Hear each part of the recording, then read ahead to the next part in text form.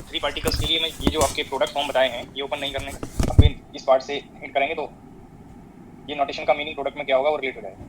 क्योंकि 3 पार्टिकल्स के लिए ये प्रोडक्ट फॉर्म ओपन करने और पार्ट को ओपन करते जाएंगे तो यहाँ पे ये जो वेव फंक्शन है वो इसका साइज है वो इंक्रीज हो जाए। तो मैं जस्ट शॉर्ट वे में ये नोटेशन से उसको सजेस्ट करूंगा जिससे आपको कंफर्म रहे कि प्रोडक्ट फॉर्म कैसे ओपन करना है, वो आपको यहाँ पे हिट किया हुआ है। For a system consisting of 3 quantum identical particles,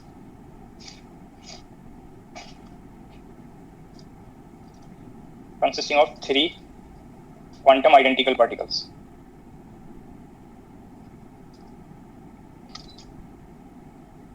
जब 3 पार्टिकल्स लेंगे तो सिस्टम के लिए हैमिल्टोनियन में 3 टर्म्स बनेंगे। ये first term Hamiltonian for first particle, second particle के लिए p2 square by twice m plus v2r2 plus p3 square by twice m plus v3r3। ये सिस्टम का हैमिल्टोनियन बनेगा। और जब वेव फंक्शन नोट करेंगे तो साई 1 2 3 ये रेफरेंस ले लिया मैंने यहाँ पे। इसमें 1 2 3 जो पहले भी हिंट किया आपको कि फर्स्ट पार्टिकल के लिए R1, मैं कोई एक प्रोडक्ट बता दे रहा हूँ, फिर इसी तरह से आप प्रोडक्ट ओपन कर लेंगे R2 और R2। यहाँ पे quantum number N1 N2 N3, अब ये एक्सचेंज करते जाएंगे यहाँ पे। तो मैंने ये इसको रेफरेंस लिया और इसको रेफरेंस लेके पार्टिकल्स को पेयर में एक्सचेंज किया। तो एक पेयर यहाँ पे 1 और 2 का पेयर बनेगा, तो इसको मैंने नोट कर दिया 2 1 3, ऐसे ही ओपन कर सकते हैं। फिर इसको रेफरेंस लिया, फर्स्ट को सेम रखा, ये 2 और 3 को एक्सचेंज कर दिया।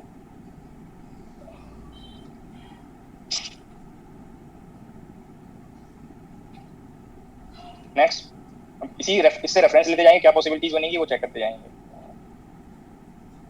यहाँ पे अब 2 को फिक्स रखें और 1 और 3 को एक्सचेंज कर दें।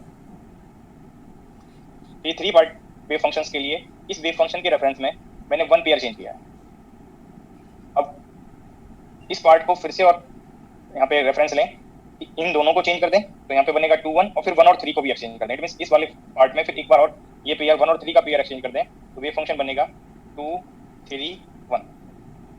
और फिर से रेफरेंस लेंगे इसी पार्ट में, तो इस पेयर के बाद फिर से ये जो 2 और 1 का पेयर है इसको और एक्सचेंज कर दें तो ये बनेगा 3 1 2। तो ये टोटल 6 वेव फंक्शंस बने। अगर आप 3 पार्टिकल्स लेंगे तो 3 पार्टिकल्स से पॉसिबल वेव फंक्शंस 6 बनेंगे।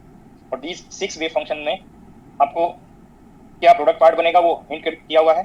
अगर इसे आपको सिस्टम का सिमेट्रिक वेव फंक्शन कंस्ट्रक्ट करना है तो आपको जितनी भी पॉसिबिलिटीज हैं उन सबको सेम साइन में इंक्लूड कर लेंगे। सिमेट्रिक के लिए सेम साइन में कंसीडर करेंगे दीज ऑल पॉसिबिलिटीज को, इट मींस इनको सम कर देंगे।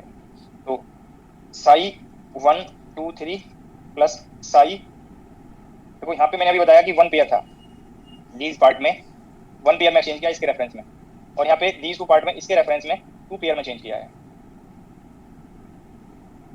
तो जो चाहे तो आप इसमें सिमेट्रिक के लिए इनको सेपरेट भी कर सकते थे कि 1 पेयर वाले कितने हैं 2 पेयर वाले कितने हैं, तो जो रेफरेंस लिया है उसको इसके साथ कंसीडर करेंगे और 1 पेयर को सेपरेट कर लेंगे। तो यहाँ पे तो ऑल को ऐड करना है, चाहे तो ऐसे ऐड कर दें, चाहे आप यहाँ पे 1 पेयर वाले पार्ट सेपरेट कर लें और 2 पेयर्स वाले सेपरेट कर लें। तो यहाँ पे इसके रेफरेंस में 2 पेयर के लिए टर्म बना साई 2 3 1, नेक्स्ट साई 3 1 2, और 1 पेयर वाले टर्म जो आपको मैंने नोट किए हुए हैं Sai 2 1 3 plus psi 1 3 2 plus psi 3 2 1, all को सेम साइन में इंक्लूड कर लिया। अगर आपको ऐसा only symmetric wave function note करना है तो ये आपको symmetric wave function form discuss हो गया। बट अगर इसको नॉर्मलाइज वेव फंक्शन फॉर्म में नोट करना है तो नॉर्मलाइज करने के लिए सभी की इक्वल प्रोबेबिलिटी लेंगे और 6 वेव फंक्शंस हैं और 6 वेव फंक्शन में इक्वल प्रोबेबिलिटी पार्ट 1/6 बनेगा, उससे कोएफिशिएंट बनाएंगे तो ये 1/√6 बन जाएगा। अब इसी से आपको अगर anti symmetric wave function form construct करना है तो एंटी सिमेट्रिक के लिए अब जो आपको मैंने यहाँ पे सेपरेट किया था कि 1 पेयर और 2 पेयर, अगर नंबर ऑफ पेयर्स ऑड आएंगे 1 pair 3 pairs 5 pairs 6 pairs, reference wave function के रेस्पेक्ट में अगर आप ये वेव फंक्शंस फॉर्म फाइंड कर रहे हैं, जैसे जैसे आप मोर पार्टिकल्स पे जाएंगे, यहाँ पे तो आपने 3 पार्टिकल्स लिए तो पॉसिबिलिटी है कि या तो 1 पेयर में एक्सचेंज होगा या 2 पेयर्स में एक्सचेंज होंगे। अगर 4 पार्टिकल्स लेंगे 5 पार्टिकल्स लेंगे तो पॉसिबिलिटी हो सकती है कि 1 पेयर में भी चेंज हो, 3 में भी चेंज हो, 5 में भी चेंज हो। ऐसे ही नंबर ऑफ पार्टिकल्स हम इंक्रीज करते जाएंगे। तो अगर नंबर ऑफ पेयर्स ऑड आ रहे हैं तो उसको बोलेंगे ऑड परम्यूटेड टर्म, और नंबर ऑफ पेयर्स अगर इवन आ रहे हैं तो उसको बोलेंगे इवन परम्यूटेड टर्म। तो जो रेफरेंस स्टेट लिया है दैट वेव फंक्शन और जो इवन परम्यूटेड वेव फंक्शंस हैं उनको सेम साइन में लेंगे। तो मैंने ये जो फर्स्ट 3 वेव फंक्शंस लिखे हैं इसमें एक रेफरेंस वेव फंक्शन है और एक इवन, और जो 2 पार्ट है रिमेनिंग 2 वो इवन परम्यूटेड टर्म्स हैं। तो इवन परम्यूटेड टर्म्स और रेफरेंस स्टेट को सेम साइन में लेना है। यहाँ पे मैंने सेम साइन में उनको प्लस ले लिया। अब जो ऑड परम्यूटेड टर्म्स होंगे उनको भी सेम साइन में लेना है, बट जो इवन परम्यूटेड टर्म्स हैं उनसे डिफरेंट साइन में कंसीडर करना है। तो अगर इवन परम्यूटेड टर्म्स को आपने प्लस लिया तो ऑड परम्यूटेड टर्म्स को सभी को आपको माइनस लेना है। मैंने ये ऑल टर्म्स माइनस कर दिया, जो लास्ट के 3 वेव फंक्शन नोटेशंस हैं मैंने उनको माइनस कर दिया।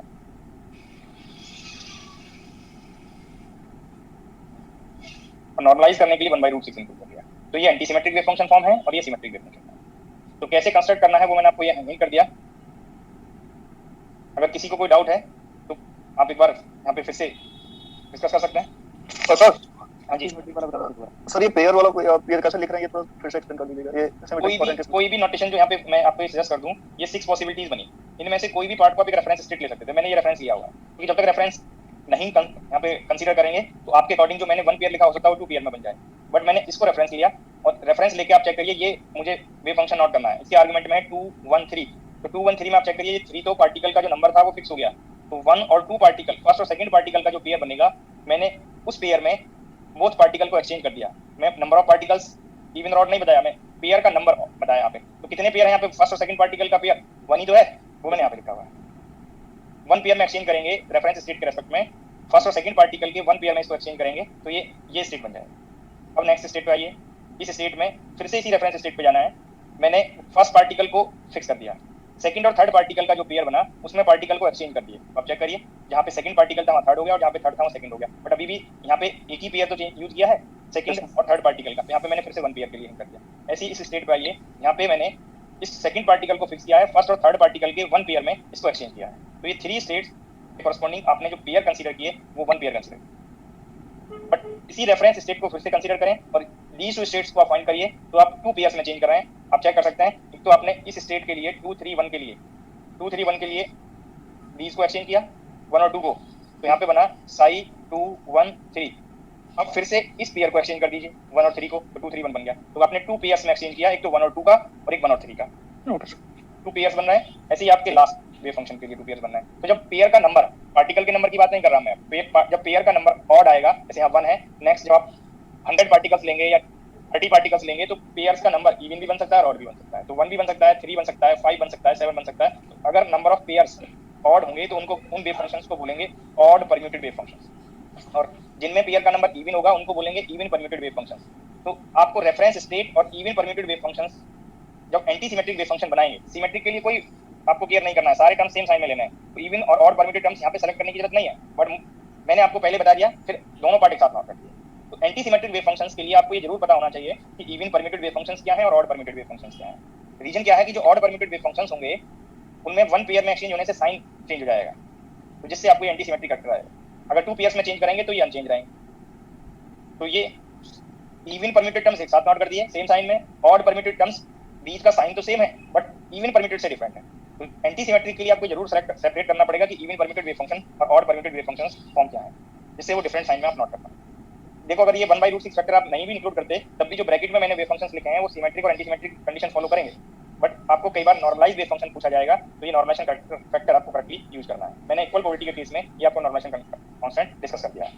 6 वेव फंक्शंस हैं, इनकी इक्वल प्रोबेबिलिटी होगी तो 1/6 ईच स्टेट की प्रोबेबिलिटी आएगी, और उसमें नॉर्मलाइजेशन कांस्टेंट आप प्लस 1/√6 भी ले सकते हैं और माइनस 1/√6 भी ले सकते हैं। तो यहाँ पे आप चेक करिए, यहाँ पे 1/√6 बन रहा है इस केस के लिए और यहाँ पे माइनस पार्ट बन रहा है। प्रोबेबिलिटी प्लस और माइनस 1/√6 कोफिशिएंट से आप फाइंड करेंगे, मॉड स्क्वायर करेंगे तो 1/6 आएगा। तो यहाँ पे कोफिशिएंट 1/, ये सुपरपोजिंग कोफिशिएंट्स हैं, यहाँ पे 1/√6, यहाँ पे 1/√6, यहाँ पे 1/√6, यहाँ पे माइनस 1/√6 है इन सभी के लिए। तो ये सुपरपोजिशन फॉर्म में आपको वेव फंक्शन आ गया। अब आप इस वेव फंक्शन फॉर्म पे जाइए, जो मैं स्टार्टिंग से आपको ये हिंट कर रहा था, इस पार्ट पे जाइए, यहाँ पे प्रोडक्ट भी है और सुपरपोजिशन भी है, यहाँ पे प्रोडक्ट भी है और सुपरपोजिशन भी है। अब से पहले जब आप 1 पार्टिकल सिस्टम पढ़ रहे थे तो वहाँ पे सुपरपोजिशन आ रहा था, क्यों? क्योंकि एक स्टेट की प्रोबेबिलिटी अनदर से म्यूचुअली एक्सक्लूसिव पार्ट वहाँ पे था। एक अगर कोई पार्टिकल सिंगल पार्टिकल n=1 में है तो वो सेम टाइम पे n=2 में नहीं होगा। तो 1 और 2 का जब आपने सुपरपोजिशन किया तो वहाँ पे जो साई1 साई2 थी वो म्यूचुअली एक्सक्लूसिव स्टेट्स थी जिनमें प्रोबेबिलिटी एडिटिव आता है। बट यहाँ पे आप चेक करिए, अगर इससे एक ही पॉसिबिलिटी को यहाँ पे हम कंसीडर करें तो यहाँ पे फर्स्ट पार्टिकल की प्रोबेबिलिटी और सेकंड पार्टिकल की प्रोबेबिलिटी इंडिपेंडेंट है, सेकंड पार्टिकल की स्टेट्स और फर्स्ट पार्टिकल की स्टेट इंडिपेंडेंट है, इसलिए प्रोबेबिलिटी मल्टीप्लिकेटिव आएगा। बट जैसे आप क्वांटम स्टैटिस्टिक्स भी अप्लाई करेंगे तो सिमेट्री कैरेक्टर से आपको सुपरपोजिशन पार्ट भी जाएगा। इट मींस दीज स्टेट्स ना तो कंप्लीटली म्यूचुअली एक्सक्लूसिव है और ना ही कंप्लीटली इंडिपेंडेंट है, इसलिए मिक्स केस आ रहा है यहाँ पे। प्रोबेबिलिटी में प्रोडक्ट और एडिशन दोनों पार्ट आपको इंक्लूड करने पड़ेंगे जो 12th लेवल पे मैथमेटिक्स में आप प्रोबेबिलिटी टर्म्स फाइंड करते हैं। तो मोर पार्टिकल्स के लिए प्रोबेबिलिटी फाइंड करना होगा आपको मिक्स केस कंसीडर करके। वहाँ पे जो स्टेट्स होंगी वो ना तो कंप्लीटली इंडिपेंडेंट है और ना ही कंप्लीटली म्यूचुअली एक्सक्लूसिव है। वो स्टेट डिपेंड करेगा कि आप किस स्टेटिस से आप उसको डिस्ट्रीब्यूट कर रहे हैं। जैसे जैसे क्वेश्चन सॉल्व करेंगे तो ये क्वांटम नंबर आपको कंफर्म होगा, दैट केस में आपको ये और करेक्टली कंफर्म हो जाएगा कि यहाँ पे प्योरली इंडिपेंडेंट बना या नहीं बना, कब इंडिपेंडेंट बनेगा और कब मिक्स केस आएगा। तो 3 पार्टिकल्स और 2 पार्टिकल्स मैंने आपको यहाँ पे हिंट करके ये कैसे कंस्ट्रक्ट करना है सिमेट्रिक और एंटी सिमेट्रिक वेव फंक्शन वो हिंट हो गया आपको। जब मैंने आइडेंटिकल पार्टिकल स्टार्ट किया है तो आइडेंटिकल पार्टिकल की डेफिनेशन मैंने इंट्रिंसिक प्रॉपर्टी से बताया है, बट जैसे ही आप इसमें एक डेफिनेशन और यूज करेंगे, अगर पार्टिकल्स आइडेंटिकल हैं तो अगर पार्टिकल्स को पेयर में एक्सचेंज कर रहे हैं तो पेयर में एक्सचेंज करने से जो पार्टिकल की एनर्जी है वो अनचेंज रहेगी। क्यों अनचेंज रहेगी, आप इस फॉर्म पे जाइए, आइडेंटिकल वर्ड जैसे आपने यूज किया, पार्टिकल पेयर में एक्सचेंज कर दीजिए, इन दोनों पार्टिकल का पेयर एक्सचेंज कर दीजिए, जितने भी पेयर बने सबको एक्सचेंज कर दीजिए, ये जो हैमिल्टोनियन होगा वो सेम रहेगा। जब सेम होगा तो एनर्जी अभी भी एडिटिव आएगा। तो एक और पॉइंट आप यहाँ पे कंफर्म हो जाएगा कि जब आप ये वेव फंक्शंस फाइंड कर रहे हैं, एक्सचेंज करने से ये वेव फंक्शंस की पॉसिबिलिटी तो चेंज हो रही है, बट ये जो एनर्जी पार्ट है इस हैमिल्टोनियन से जो आप एनर्जी निकालेंगे वो सेम रहेगा। तो एक पॉइंट आगे आप नोट करें, Hamiltonian of the system, Hamiltonian of the system remains unchanged under the exchange of particles in pair, under the exchange of particles in pair। it means अगर आपने पार्टिकल्स 3 पार्टिकल्स लिए और ये 1 और 2 को एक्सचेंज कर दिया तो नेक्स्ट जो हैमिल्टोनियन बनेगा H213, इसके लिए जो एनर्जी होगा और इसके लिए जो एनर्जी होगा वो सेम आएगा। तो एक्सचेंज करने से जितनी भी पॉसिबिलिटीज आएंगी तो सिस्टम की एनर्जी तो सेम होगा, बट जो आइगन फंक्शंस हैं वो यहाँ पे आप चेक करें, इस पार्ट इन दी 6 पॉसिबिलिटीज में ये फंक्शंस डिफरेंट हैं, बट दीज के कॉरस्पॉन्डिंग सिस्टम की जो एनर्जी है वो सेम बनेगी। और जब सेम बनेगी तो ये वेव फंक्शन जब हाँ इस पर ऑपरेट करेंगे, इस एंटी सिमेट्रिक पे ऑपरेट करें एच को या सिमेट्रिक पे ऑपरेट करें, तो यहाँ से ये सुपरपोजिशन भी एनर्जी के आइगन फंक्शंस बनेंगे, ये इंडिविजुअल नोटेशन भी आइगन फंक्शन है। अगर ऑल स्टेट से सेम कंडीशन कॉमन आ जाए जो पहले आपको बताया हुआ है तो ये सुपरपोजिशन भी आइगन फंक्शन बनेगा। ये पॉइंट रिकॉल हो रहे होंगे आप लोगों को, प्रॉब्लम में बताए हुए हैं। तो ये वेव फंक्शन भी आइगन फंक्शन है, ये वेव फंक्शन भी आइगन फंक्शन बनेगा, बट इनमें से दीज टू में से अलाउड कोई एक ही होगा। क्यों, क्योंकि जैसे ही आप क्वांटम पार्टिकल्स की नेचर इंक्लूड करेंगे सिमेट्रिक और एंटी सिमेट्रिक से कोई एक ही अलाउड होगा। क्वांटम पार्टिकल्स अगर बोजॉन्स हैं तब ये अलाउड होगा, क्वांटम पार्टिकल्स अगर फर्मियंस हैं तब ये अलाउड होगा। तो ये पार्ट आपको कंफर्म होना चाहिए कि जैसे ही पार्टिकल्स को पेयर में एक्सचेंज करते हैं तो फैक्टोरियल n आप चेक कर लीजिए, 3 फैक्टोरियल करेंगे तो 6 बनेगा, n factorial possible energy eigen functions बनेंगे जिनमें सबकी एनर्जी सेम होगा। तो एक वर्ड आता है यहाँ पे एक्सचेंज डिजेनरेसी का, पार्टिकल्स को अगर पेयर में एक्सचेंज करेंगे तो जो आइगन फंक्शंस बने वो डिजेनरेसी इस आइगन वैल्यू में कंट्रीब्यूट करेंगे।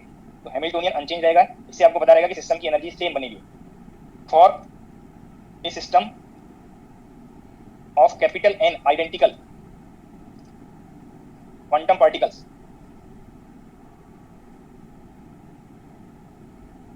there are factorial n possible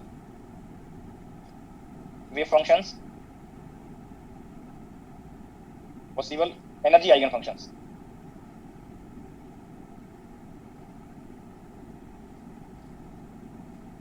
with same energy।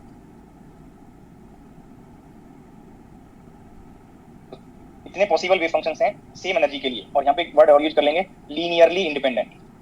तो आप रिकॉल करिए, मैंने फोल्ड ऑफ डिजेनरेसी बताया था आपको, जितने independent linearly independent eigen functions होंगे सेम आइगन वैल्यू के लिए उतने ही फोल्ड डिजेनरेसी बनेगा। these के कॉरस्पॉन्डिंग जो एनर्जी आइगन वैल्यू होगी, the energy eigen value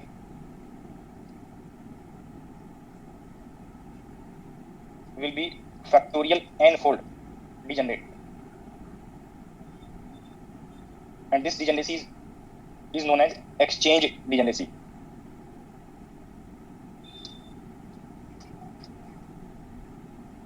exchange degeneracy, exchange degeneracy word क्यों राइज हुआ है, क्योंकि ये जो पॉसिबिलिटीज हैं n फैक्टोरियल टर्म्स ये पार्टिकल को पेयर में एक्सचेंज करने की वजह से राइज हो रही हैं, इसलिए इस डिजेनरेसी को कहेंगे एक्सचेंज डिजेनरेसी। जैसे आप हाइड्रोजन एटम में एक वर्ड यूज किया था coulomb degeneracy, spin degeneracy, total degeneracy. Coulomb degeneracy का रीजन क्या था कि वो कूलॉम पोटेंशियल के फॉर्म के corresponding eigen functions linearly independent आ रहे थे सेम एनर्जी के लिए। तो यहाँ पे एक्सचेंज की वजह से linearly independent energy eigen functions बन रहे हैं सेम एनर्जी के लिए, इसलिए इस एनर्जी को कहेंगे एक्सचेंज डिजेनरेसी। तो ये आपको यहाँ पे कैसे राइज होगा, कैसे पॉसिबिलिटीज हैं, जब H123 इस पे ऑपरेट करेंगे तो एनर्जी सेम बनेगा, और H213 यहाँ पे ऑपरेट करेंगे, H132 ऑपरेट करेंगे तो ये सारे के सारे एनर्जी के आइगन फंक्शंस बनेंगे और सेम एनर्जी बनेगा, तो इसलिए आपको डिजेनरेसी इंक्लूड हो रहा है। तो यहाँ पे ये सो सेवंथ लीनियरली इंडिपेंडेंट काउंट नहीं करेंगे। अगर ये टर्म लीनियरली इंडिपेंडेंट है सुपरपोजिट टर्म्स, तो ये सुपरपोजिशन तो डिपेंडेंट बनता है, जो फोल्ड ऑफ डीजेनेसी में काउंट नहीं होगा। तो कैसे फाइंड करना था सिमेट्रिक और एंटी सिमेट्रिक वेव फंक्शन, वो आपको यहाँ पे हिंट हो गया। एक्सचेंज डीजेनेसी क्या है वो आपको मैंने हिंट कर दिया। सी में नेक्स्ट नोट करेंगे particle exchange operator. Particle exchange operator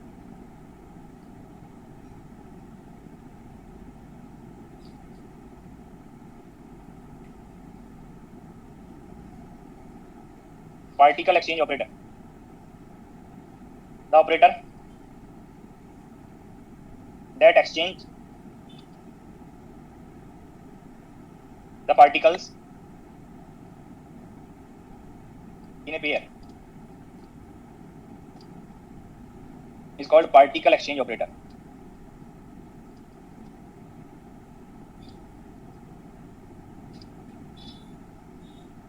तो यहाँ पे डिफरेंट पार्टिकल सिस्टम्स के लिए आपको डिफरेंट पेयर्स बनेंगे और उन पेयर्स में आपको more than one particle exchange operator required होंगे।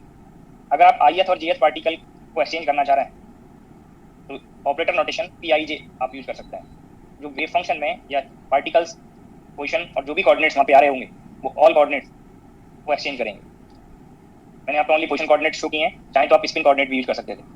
तो जैसे ही पार्टिकल एक्सचेंज ऑपरेटर ऑपरेट करेंगे इस स्टेट पे, तो इसका एक्शन होगा कि पार्टिकल्स को ith और jth पार्टिकल का जो सिंगल पेयर बनेगा, तो जहाँ पे ith पार्टिकल है उस पे jth पार्टिकल आ जाएगा और जहाँ पे jth पार्टिकल है वहाँ पे ith पार्टिकल हो जाएगा।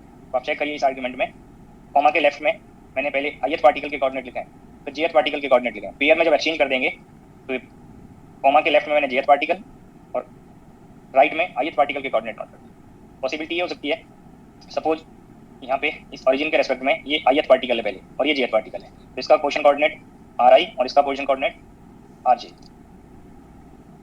ये आपको पोजीशन वेक्टर्स यहाँ पे रिप्रेजेंट करते हैं। जब इसको एक्सचेंज करेंगे तो इस पोजीशन पे jth पार्टिकल आ जाएगा, तब उसका जो कोऑर्डिनेट बनेगा उस पोजीशन पार्ट पे, और यहाँ पे ith पार्टिकल चला जाएगा, तो ये पोजीशन से एक्चुअली यहाँ पे एक्सचेंज हो रहे हैं, इसलिए मैंने ये पोजीशन कोऑर्डिनेट को एक्सचेंज कर दिया। ऐसे ही जितने भी कोऑर्डिनेट्स आ रहे होंगे वो पार्टिकल एक्सचेंज ऑपरेटर सभी को एक्सचेंज करते हैं। अगर यहाँ पे स्पिन कोऑर्डिनेट्स भी होते तो स्पिन को भी वो एक्सचेंज करते। तो भी तो जस्ट पोजीशन पार्ट बताया मैंने, जनरलाइज अगर करना चाहें तो pij operator operated over Sai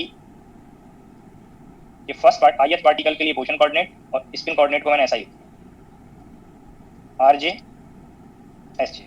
जब पार्टिकल एक्सचेंज ऑपरेटर ऑपरेट करेंगे इस पार्ट के लेफ्ट और राइट आपको एक्सचेंज करना है, rj sj। जो coordinate first part ith particle के थे वो jth के लिए बन गए और जो jth के लिए थे वो ith के लिए बन गए। तो लाइक दिस आप आर्गुमेंट में एक्सचेंज करेंगे bye operating particle exchange operator. तो ये एक्शन इक्वेशन है पार्टिकल एक्सचेंज ऑपरेटर का। मैंने इजीनेस के लिए मैंने पोजीशन कोऑर्डिनेट ओनली यूज किए हैं, बाकी चाहे आप all type of coordinates include कर सकते हैं। अब पार्टिकल एक्सचेंज ऑपरेटर के रिगार्डिंग सम पॉइंट्स आपको यहाँ पे चेक करने हैं। पार्टिकल एक्सचेंज ऑपरेटर की आइगन वैल्यू चेक करनी है, तो आप एज्यूम करके चलेंगे यहाँ पे कि ये फंक्शन पार्टिकल एक्सचेंज ऑपरेटर का आइगन फंक्शन है। Let psi function of ri rj be eigen function of operator pij with eigen value lambda. तो ये एक्शन इक्वेशन है, और अगर आपको आइगन वैल्यू चेक करना है तो एक्शन इक्वेशन और आइगन वैल्यू इक्वेशन को कंबाइन करेंगे। अगर ये आइगन फंक्शन है तो आइगन वैल्यू इक्वेशन से ये lambda times same form of eigen function बनेगा ri rj, ये आइगन वैल्यू इक्वेशन होगी। तो दीज टू इक्वेशंस आगे भी रिकॉर्ड होंगी, वो मैंने आपको यहाँ पे हिंट कर दिया है। बट अब यहाँ पे अगर कंपेयर करें तो अगर किसी ऑपरेटर के कॉरस्पॉन्डिंग आइगन वैल्यू इक्वेशन दी हुई है तो सेम फंक्शन के लिए ऑपरेटर के किसी भी फंक्शन से आप रिजल्ट फाइंड कर सकते हैं। अगर आप ये स्क्वायर में ऑपरेट करें पार्टिकल एक्सचेंज ऑपरेटर को, eigen value equation one time operate किया लैम्डा फंक्शन एस फिर से ऑपरेट किया तो लैम्डा स्क्वायर हो गया। पहले भी मोर टाइम आपको सजेस्ट किया है कि जहाँ पे फंक्शन है जहाँ पे ऑपरेटर है वहाँ पे आइगन वैल्यू रिप्लेस कर दीजिए, तो आपको बार बार सेपरेट टर्म फाइंड नहीं करने पड़ेंगे, ऐसे आपको रिजल्ट फाइंड करना। बट एक्शन इक्वेशन से आप चेक करें, एक बार आपने पार्टिकल एक्सचेंज ऑपरेटर अप्लाई किया तो ये कोऑर्डिनेट एक्सचेंज हो गए, फिर से ऑपरेट करेंगे तो ये जो इनिशियल पोजीशन था उसी पे पार्टिकल्स आ जाएंगे और पार्टिकल आएंगे तो लाइक यूनिट ऑपरेटर ये पार्टिकल एक्सचेंज ऑपरेटर वर्क करेगा। तो बोथ साइड से साई का कोएफिशिएंट कंपेयर किया, यूनिट ऑपरेटर को साई को ऑपरेट करेंगे तो साई अनचेंज रहेगा, तो lambda square is 1, so lambda is +-1। अब ये आइगन वैल्यू इक्वेशन और एक्शन इक्वेशन को कंपेयर करें, कि both side left side both equation का सेम है। अगर आप आइगन वैल्यू इक्वेशन में ये लैम्डा की वैल्यू +1 रिप्लेस कर दें, for lambda is equal to +1 R I R J, eigen value equation इस इक्वेशन में मैंने प्लेस किया, +1 psi function of R I R J. But अगर आप एक्शन इक्वेशन यूज करें तो पार्टिकल के कोऑर्डिनेट एक्सचेंज करना है, तो ये आर जे आर आई। अब आप यहाँ से कंपेयर करिए, अगर पार्टिकल को पेयर में एक्सचेंज करना है और साइन चेंज नहीं होता है तो वेव फंक्शन सिमेट्रिक होगा। This is the condition of symmetric wave function. जो स्टेप आपने पहले पेरिटी के लिए फॉलो किए थे, पेरिटी में स्पेस को आप रिफ्लेक्ट कर रहे थे ऑरिजिन के अबाउट, यहाँ पे आप पार्टिकल को एक्सचेंज कर रहे हैं और एक्सचेंज करके अगर साइन अनचेंज है तो सिमेट्रिक वर्ड आप यहाँ पे यूज करेंगे, जो डेफिनेशन पहले मैंने नोट करा दिया। अगर आप लैम्डा को -1 ले लें, यहाँ पे 2 ही आइगन वैल्यूज हैं, अगर लैम्डा को -1 लेंगे तो लेफ्ट साइड तो सेम रहेगा, बट राइट साइड में आप यहाँ पे आइगन वैल्यू इक्वेशन में प्लेस करेंगे तो माइनस आ जाएगा, जो मैं नेक्स्ट स्लाइड में आपको डिस्कस कर रहा हूँ। एक्शन इक्वेशन और आइगन वैल्यू इक्वेशन बोथ को आप कंबाइन करेंगे, P I J Sai function of R I R J, eigen value equation में लैम्डा को -1 किया तो minus psi function of R I R जे, और यहाँ से अब एक्शन इक्वेशन अप्लाई करेंगे तो पार्टिकल के कोऑर्डिनेट्स को एक्सचेंज करेंगे। इट मींस पार्टिकल को अगर आप पेयर में एक्सचेंज कर रहे हैं और वेव फंक्शन में साइन चेंज हो रहा है, और अगर साइन चेंज होगा तो वेव फंक्शन एंटी सिमेट्रिक होगा, जो आपको पहले नोट कराया है। तो ये एंटी सिमेट्रिक वेव फंक्शन की कंडीशन यहाँ पे जो साई होगा वो एंटी सिमेट्रिक होगा। तो पार्टिकल को एक्सचेंज करने के लिए आपको पार्टिकल एक्सचेंज ऑपरेटर चाहिए। देखो, अगर 2 पार्टिकल्स हैं तो वहाँ पे 1 और 2, ये 2 पार्टिकल्स के नोटेशन होंगे, तो पार्टिकल एक्सचेंज ऑपरेटर P12 लिखें चाहे P21 लिखें, ये सेम ऑपरेटर होगा। इसका मीनिंग क्या है कि ये 1 और 2 पार्टिकल के पेयर में पार्टिकल को एक्सचेंज करेगा। ये नोटेशन को मैं सजेस्ट कर रहा हूँ यहाँ पे कि पीआईजे का मीनिंग क्या है। अगर आपके 3 पार्टिकल्स हैं तो एक पेयर बनेगा 1 और 2 का, एक पेयर बनेगा 2 और 3 का, और एक पेयर बनेगा 3 और 1 का। अब इस पेयर के लिए एक पार्टिकल एक्सचेंज ऑपरेटर चाहिए, इसको P12 लिख दें चाहे P21, इसके लिए P23 या 32 और P31 या 13। तो ये आपको 3 पार्टिकल एक्सचेंज ऑपरेटर चाहिए 3 पार्टिकल्स के। तो जितने पेयर बनेंगे उतने ही आपको पार्टिकल एक्सचेंज ऑपरेटर रिक्वायर्ड होंगे, बट उनको जनरलाइज नोटेशन आईजे, जो ith और gh पार्टिकल को एक्सचेंज करेगा वो पार्टिकल एक्सचेंज ऑपरेटर पीआईजे बनेगा। तो आप चेक करिए, अगर फर्स्ट और सेकंड को एक्सचेंज करना हो तो यहाँ पे आईजे को 1 और 2 रिप्रेजेंट कर लेंगे, ये फॉर्म आप कंपेयर कर लेंगे। जब आप 1 और 3 को एक्सचेंज करेंगे तो ये 1 3 बन जाए। तो पेयर में 2 ही पार्टिकल आपको कंसीडर करना है, कितने पेयर बनेंगे उतने आपको पार्टिकल एक्सचेंज ऑपरेटर के नोटेशन रिक्वायर्ड हो सकते हैं, जो मैंने जनरलाइज नोटेशन पीआईजे नोट किया है। तो सम पॉइंट्स आपको यहाँ पे पार्टिकल एक्सचेंज ऑपरेटर के रिगार्डिंग कंफर्म हो गए। एक तो इसका एक्शन इक्वेशन पता होना चाहिए, जो मैंने पहले ही डिफाइन कर दिया है। उस एक्शन इक्वेशन से आपको पता चला कि किसी ऑपरेटर का स्क्वायर यूनिट ऑपरेटर है, तो आपको ये कंडीशन पहले बताया था कि वो इनवॉल्यूंटरी होगा। पेरिटी ऑपरेटर के जितने भी पॉइंट्स थे वो यहाँ पे नोट करिए विद माइनर मॉडिफिकेशन। जहाँ पेरिटी वर्ड था, ऑपरेटर के लिए पार्टिकल एक्सचेंज ऑपरेटर वर्ड आ जाएगा, और वेव फंक्शन में पेरिटी के प्लेस पे सिमेट्री करा जाएगा। तो ये पॉइंट्स रिकॉल कर लें, पेरिटी ऑपरेटर यहाँ पे रिवाइज हो जाएगा। Particle exchange operator, particle exchange operator is Hermitian. Recall करिए, पेरिटी ऑपरेटर के लिए ये पॉइंट डिस्कस किया था। Particle exchange operator is involuntary. Sir ये एंटी सिमेट्रिक में ऊपर राइट हैंड साइड में दोनों जे सर क्या? हाँ पे हाँ वो जे हो गया सर, ये आ रही है। Second point, particle exchange operator is involuntary. Recall करिए, पेरिटी ऑपरेटर में दोनों कंडीशंस बताई हुई हैं।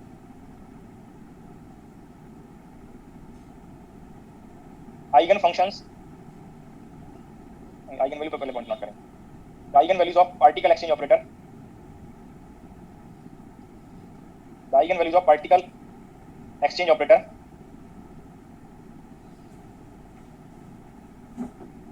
are +-1, जो आपको लास्ट स्लाइड में डिस्कस किया हुआ है। 2 ही आइगन वैल्यूज हैं। The eigen functions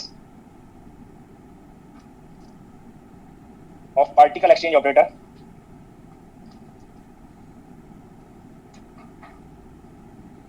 have definite symmetry। Definite symmetry आपको कहां से कंफर्म हुआ? क्योंकि 2 ही आइगन वैल्यूज थी, बोथ आइगन वैल्यूज के लिए सिमेट्री करैक्टर स्पेसिफाई है, या तो सिमेट्रिक या anti symmetric. The eigen function corresponding to +1 eigen value is symmetric and the eigen function corresponding to negative eigen value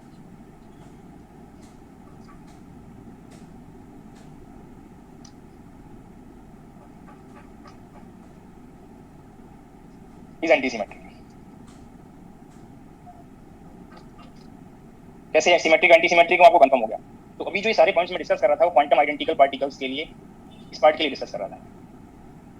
classical particle को exchange करने की जरूरत नहीं होगी, आपको पता होगा कौन सा पार्टिकल किस स्टेट में है। क्वांटम आइडेंटिकल पार्टिकल्स क्योंकि माइक्रो लेवल या उससे लोअर लेवल पे है, आपको नहीं पता कौन सा पार्टिकल किस स्टेट में है, तो आप उनको एक्सचेंज करेंगे और एक्सचेंज करके ये आपको नोट कराया था कि वेव फंक्शन या तो सिमेट्रिक बनेगा या एंटी सिमेट्रिक बनेगा।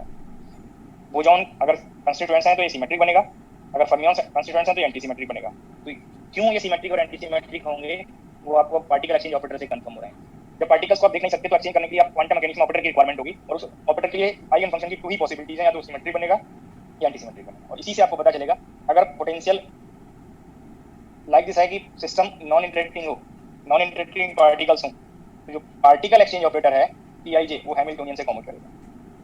तो ये पॉइंट और इस पॉइंट से आपको आइडिया मिलेगा कि क्यों क्वांटम आइडेंटिकल पार्टिकल्स के लिए वेव फंक्शन में डेफिनेट सिमेट्री होनी चाहिए। ये ऑलवेज जीरो नहीं है, ये सिर्फ एक ही कंडीशन में जीरो होगा। रिकॉल करें पेरिटी ऑपरेटर में ये आपको डिराइव किया था, डिस्कस किया था, मैं यहाँ पर डायरेक्ट नोट कर रहा हूँ। PIJ H commutator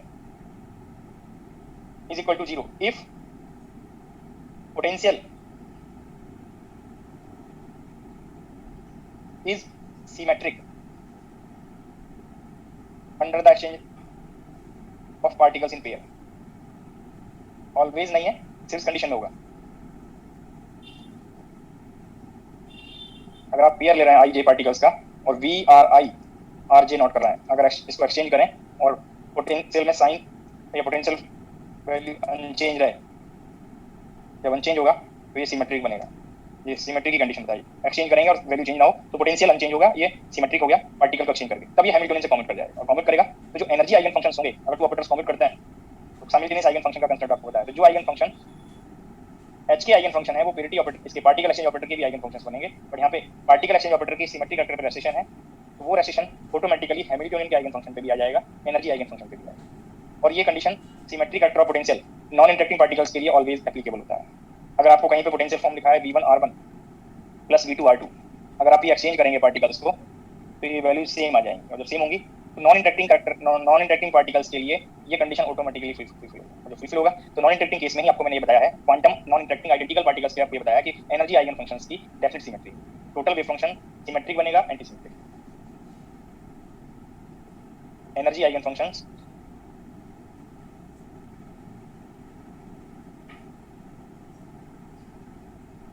have definite symmetry. Definite symmetry का मीनिंग क्या है कि या तो वो सिमेट्रिक बनेंगे या एंटी सिमेट्रिक बनेंगे। और कब होंगे? जब पोटेंशियल अनचेंज रहेगा under the exchange of particles in pair. और ये नॉन इंटरेक्टिंग पार्टिकल्स के लिए ऑलवेज एप्लीकेबल, नॉन इंटरेक्टिंग के लिए ये कंडीशन फुलफिल रहेगा। अगर quantum identical non interacting particles हैं तो ये कंडीशन ऑटोमेटिकली फुलफिल हो जाएगी। इसीलिए वहां पे आपको बताया कि अगर कंस्ट्रेंट्स बोसॉन्स हैं तब से टोटल वेव सिस्टम के टोटल वेव फंक्शन की सिमेट्री सिमेट्रिक होगी, और अगर कंस्ट्रेंट्स फर्मियंस हैं तो total wave function, total system का total wave function anti symmetric. तो ये पार्टिकल एक्सचेंज ऑपरेटर पे आके कंफर्म। अब इसी में आप एक पढ़ते हैं क्वांटम आइडेंटिकल पार्टिकल्स के लिए, मोस्टली आपने पहले ये अप्लाई भी किया हुआ है, पॉलीज एक्सक्लूजन प्रिंसिपल। जब कब एप्लीकेबल होगा, क्वेश्चन के अकॉर्डिंग आपको ये रिक्वायर्ड होगा तो अप्लाई करेंगे। सभी ने पढ़ा है Pauli's exclusion principle, 12th level से पढ़ते आ रहे होंगे। शायद कोई सा ऐसा ईयर गया होगा जहाँ पे आपने ये पॉलीज एक्सक्लूजन प्रिंसिपल ना पढ़ा हो। 12th लेवल पे आप इलेक्ट्रॉन के लिए यूज करते हैं, बट पीजी लेवल पे आप इसको जनरलाइज करेंगे तो पॉली एक्सक्लूजन प्रिंसिपल फर्मियंस में आइडेंटिकल पार्टिकल्स के ग्रुप पे एप्लीकेबल होता है। आप लोग पहले पढ़े होंगे कि 2 इलेक्ट्रॉन्स के लिए 4 क्वांटम नंबर सेम नहीं हो सकते 12th लेवल पे, बट 4 क्वांटम नंबर्स जरूरी नहीं है कि 4 ही हो सकता है कि 1 क्वांटम नंबर के लिए आप स्टेट को रिप्रेजेंट कर रहे हो और वो क्वांटम नंबर ही डिफरेंट हो, तो 1 भी सेम नहीं होगी। तो डिपेंड करता है कि आपने स्टेट को रिप्रेजेंट करने के लिए कितने क्वांटम नंबर्स यूज किए हैं। आप n ले रहे हैं, NLM ले रहे हैं, NLN, S और MS ले रहे हैं, तो ये स्टेटमेंट को यहाँ पे मैं जनरलाइज फॉर्म में नोट कर रहा हूँ। No 2 identical fermions. Non identical के लिए पॉली एक्सक्लूजन प्रिंसिपल नहीं होता, ओनली आइडेंटिकल फर्मियंस के लिए होता है। No 2 identical fermions can exist in same quantum state. Level पे डायरेक्ट रेस्ट्रिक्शन नहीं है, स्टेट पे डायरेक्ट रेस्ट्रिक्शन है। अब उस स्टेट को रिप्रेजेंट करने के लिए आपने जितनी भी क्वांटम नंबर्स यूज की होंगी उनमें एटलीस्ट 1 क्वांटम नंबर डिफरेंट होना चाहिए जिससे स्टेट डिफरेंट हो जाए। तो ये जनरलाइज स्टेटमेंट मैंने पॉली एक्सक्लूजन प्रिंसिपल के लिए नोट कर दिया। जैसे सपोज एक एग्जांपल लें, आप पार्टिकल बॉक्स पढ़ते हैं और पार्टिकल बॉक्स में आपने वेव फंक्शन में सिर्फ सिंगल क्वांटम नंबर लिया n, अगर 2 पार्टिकल्स ले रहे हैं और वो फर्मियंस हैं, तो बोथ पार्टिकल्स अगर स्पिन इंक्लूड नहीं किया है, एक पार्टिकल के लिए क्वांटम नंबर 1 लेंगे तो अनदर पार्टिकल के लिए आपको ये 2 लेना पड़ेगा, जिससे ये स्टेट्स डिफरेंट हो जाए। ये पॉइंट रिकॉल हुआ? जी सर। जितनी क्वांटम नंबर्स आप स्टेट को रिप्रेजेंट करने के लिए यूज कर रहे हैं, तो स्टेट डिफरेंट करने के लिए एटलीस्ट 1 क्वांटम नंबर डिफरेंट होना चाहिए। बट अगर आपने क्वांटम स्टेट को रिप्रेजेंट करने के लिए सिंगल क्वांटम नंबर यूज किया है, तो ये रेस्ट्रिक्शन है कि वो क्वांटम नंबर आपको चेंज करना पड़ेगा, अदरवाइज क्वांटम स्टेट सेम हो जाएगी। तो ये जो डायरेक्ट रेस्ट्रिक्शन है वो स्टेट के लिए है according to Pauli exclusion principle. ऐसा नहीं कि सिर्फ वो इलेक्ट्रॉन पे एप्लीकेबल होगा, आइडेंटिकल फर्मियंस के लिए है। अगर आप 2 या मोर देन 2 प्रोटॉन्स को फिल करेंगे तब भी आपको सेम रेस्ट्रिक्शन आपको यहाँ पे यूज करना पड़ेगा। ये रेस्ट्रिक्शन आपको यूज करना पड़ेगा कि बोथ या मोर देन 1 प्रोटॉन्स के लिए, मोर देन 1 इलेक्ट्रॉन्स के लिए और मोर देन 1 न्यूट्रॉन्स के लिए आपको स्टेट चेंज करना पड़ेगा। सेम स्टेट में आप फिल नहीं कर सकते। अगर आपने स्पिन इंक्लूड नहीं किया है, तो जो सबसे पहले आपने क्वांटम नंबर यूज किया था पार्टिकल बॉक्स में n quantum number, harmonic oscillator 1 dimension में भी n quantum number, hydrogen atom में n l m यूज किया था, रिजिड रोटेटर में l और m यूज कर रहे थे। तो क्वेश्चन के अकॉर्डिंग आपको चेक करना पड़ेगा कि कितनी क्वांटम नंबर्स आपको रिक्वायर्ड होंगी स्टेट के रिप्रेजेंटेशन। अगर आप स्पिन भी इंक्लूड कर रहे हैं तो s और ms से आपको स्टेट फॉर्म करना बताया है, तो आप वहां पे स्पिन भी इंक्लूड कर लें। अब अगर आप यहाँ पे 2 पार्टिकल्स ले रहे हैं, 2 इलेक्ट्रॉन्स ले रहे हैं, 2 इलेक्ट्रॉन्स, और पार्टिकल बॉक्स ना फिल कर रहे हैं, infinite one dimensional potential well of width a। तो इसके लिए आपको अगर ये डिस्ट्रीब्यूट करना होगा तो मैंने पार्टिकल बॉक्स से कॉरस्पॉन्डिंग एनर्जी लेवल्स रिप्रेजेंट किया। अब यहाँ पे मैंने वर्ड यूज किया इलेक्ट्रॉन, तो इलेक्ट्रॉन के लिए स्पिन का भी आपको आइडिया है। तो पॉसिबिलिटी ये हो सकती थी कि एक इलेक्ट्रॉन आप यहाँ पे फिल कर दें और अनदर इलेक्ट्रॉन भी अगर यहाँ पे फिल कर रहा है, तो आपको स्टेट को डिफरेंट करना पड़ेगा। और स्टेट कब डिफरेंट होगा कि आप एक का स्पिन आप ले लें और एक का स्पिन डाउन होगा। ये पॉसिबिलिटी का वेव फंक्शन जब आप नोट करेंगे, मैंने इसको n=1 लिया, इसको n=2 लिया, ऐसे ही आप रिप्रेजेंट कर सकते हैं हायर लेवल। तो इसका वेव फंक्शन सिस्टम के लिए बनाना है आपको। आप चेक करें, फर्स्ट इलेक्ट्रॉन के लिए क्वांटम नंबर 1 है, तो फर्स्ट इलेक्ट्रॉन के लिए पोजीशन वेक्टर मैंने r1 ले लिया। अगर यहाँ 1 डायमेंशन है तो ये x1 हो जाएगा। सेकंड इलेक्ट्रॉन के लिए भी n=1 है, बट सेकंड इलेक्ट्रॉन के लिए जो पोजीशन कोऑर्डिनेट है वो x2 है। फर्स्ट इलेक्ट्रॉन का स्पिन अप है, मैंने यहाँ पे रेफरेंस लिया कि फर्स्ट है ये इलेक्ट्रॉन, ये सेकंड है, तो फर्स्ट के लिए आप, और जैसे आप लेंगे तो इसका स्पिन वेव फंक्शन फर्स्ट के लिए ये हाफ और प्लस हाफ, ये फर्स्ट के लिए, और सेकंड के लिए हाफ और माइनस हाफ, ये सेकंड इलेक्ट्रॉन। तो आप चेक करिए, ये क्वांटम नंबर तो मैच करता है, बट ms वैल्यू चेंज हो गई। तो यहाँ पे पॉली एक्सक्लूजन प्रिंसिपल तो वायलेट नहीं होगा, आप ये डिस्टिंक्शन अलाउड कर सकते हैं। बट इस वेव फंक्शन में सिमेट्री कैरेक्टर स्पेसिफाई नहीं है। आप कैसे श्योर हो सकते हैं कि ये फर्स्ट इलेक्ट्रॉन का ही स्पिन अप होगा, सेकंड का डाउन होगा? तो एक और पॉसिबिलिटी पे जाना पड़ेगा कि फर्स्ट के लिए स्पिन डाउन हो सकता है, तो जब डाउन लेंगे तो ms वैल्यू माइनस है फर्स्ट के लिए। जब फर्स्ट का डाउन लेंगे तो सेकंड का डाउन नहीं हो सकता, अभी अलाउड नहीं है, क्योंकि ये आप अगर सेम ले लेते हैं तो आप चेक करिए पॉली एक्सक्लूजन प्रिंसिपल कैसे रेस्ट्रिक्ट कर रहा है। अगर मैंने सेकंड का भी डाउन ले लिया तो आप चेक करिए ऑल क्वांटम नंबर मैच कर गए। ये चेक करिए, ये भी मैच करता है, ये भी मैच कर गया, तो यहाँ पे पॉली एक्सक्लूजन प्रिंसिपल वैलिड होगी। तो ये वैलिड ना हो, अलाउड फॉर्म फाइंड करने के लिए आपको अगर फर्स्ट का स्पिन डाउन लिया है तो सेकंड का अप करना पड़ेगा। तो कैसे क्वांटम नंबर पे रेस्ट्रिक्शन जाएगा वो आपको यहाँ पे पता चल गया। अब आप चेक करिए, यहाँ पे क्वांटम नंबर तो सिर्फ आपने 2 ही यूज किया है, एक स्पेस पार्ट के लिए और एक स्पिन पार्ट के लिए। 3 क्वांटम नंबर, एक n, एक s और एक ms, तो 3 क्वांटम नंबर लिया। तो यहाँ पे जो एक स्टेट है n=1 वाली और स्पिन अप वाली ms हाफ वाली, ये एक स्टेट है, ये क्वांटम स्टेट है। और 2 क्वांटम स्टेट है यहाँ पे, एक अभी इस डिस्ट्रीब्यूशन के लिए बीस को एक्सक्लूड कर रहा हूँ, n=1 है बट ms वैल्यू -12 है। तो आप चेक करिए बोथ इलेक्ट्रॉन जब आप डिस्ट्रीब्यूट कर रहे हैं इस पॉसिबिलिटी में, दोनों का क्वांटम स्टेट डिफरेंट है या नहीं, जो आपको यहाँ से हिंट होगी। No two identical fermions can exist in the same quantum state. मैंने एक बार सेम शो किया तो एग्जिस्ट नहीं किया, पॉली एक्सक्लूजन वैलिड हो गया। बट इस फॉर्म में आप चेक करिए दीस 2 पार्ट में बोथ इलेक्ट्रॉन के लिए n तो मैच करता है, बट s चेंज होने से ये n मैच कर रहा है, ms चेंज होने से ये स्टेट अलाउड हो गई, ये स्टेट अलाउड हो गई। और यहाँ पे बोथ इलेक्ट्रॉन की स्टेट अगर सेपरेटली चेक करें तो 2 स्टेट्स हैं, एक स्पिन अप के लिए और n=1 के लिए, एक स्पिन डाउन के लिए और n=1 के लिए। तो बोथ 2 इलेक्ट्रॉन्स अपने बोथ डिफरेंट स्टेट में डिस्ट्रीब्यूट कर दिए, तो पॉली एक्सक्लूजन प्रिंसिपल वायलेट नहीं हुआ, ये अलाउड हो गया। ये एग्जांपल सभी को कंफर्म हो गया? जरूरी नहीं कि 4 क्वांटम नंबर ही आप यूज करें, क्वेश्चन के अकॉर्डिंग 1 हो सकती है, 2 हो सकती है, 6 हो सकती है, 5 हो सकती है। आपको जस्ट क्वांटम नंबर का रोल क्या है यहाँ पे कि स्टेट सेम नहीं होना चाहिए। अब मैं कोई एक और एग्जांपल यहाँ पे शो कर रहा हूँ इलेक्ट्रॉन्स के लिए। मैंने एक इलेक्ट्रॉन यहाँ पे फिल कर लिया और एक यहाँ पे फिल कर लिया।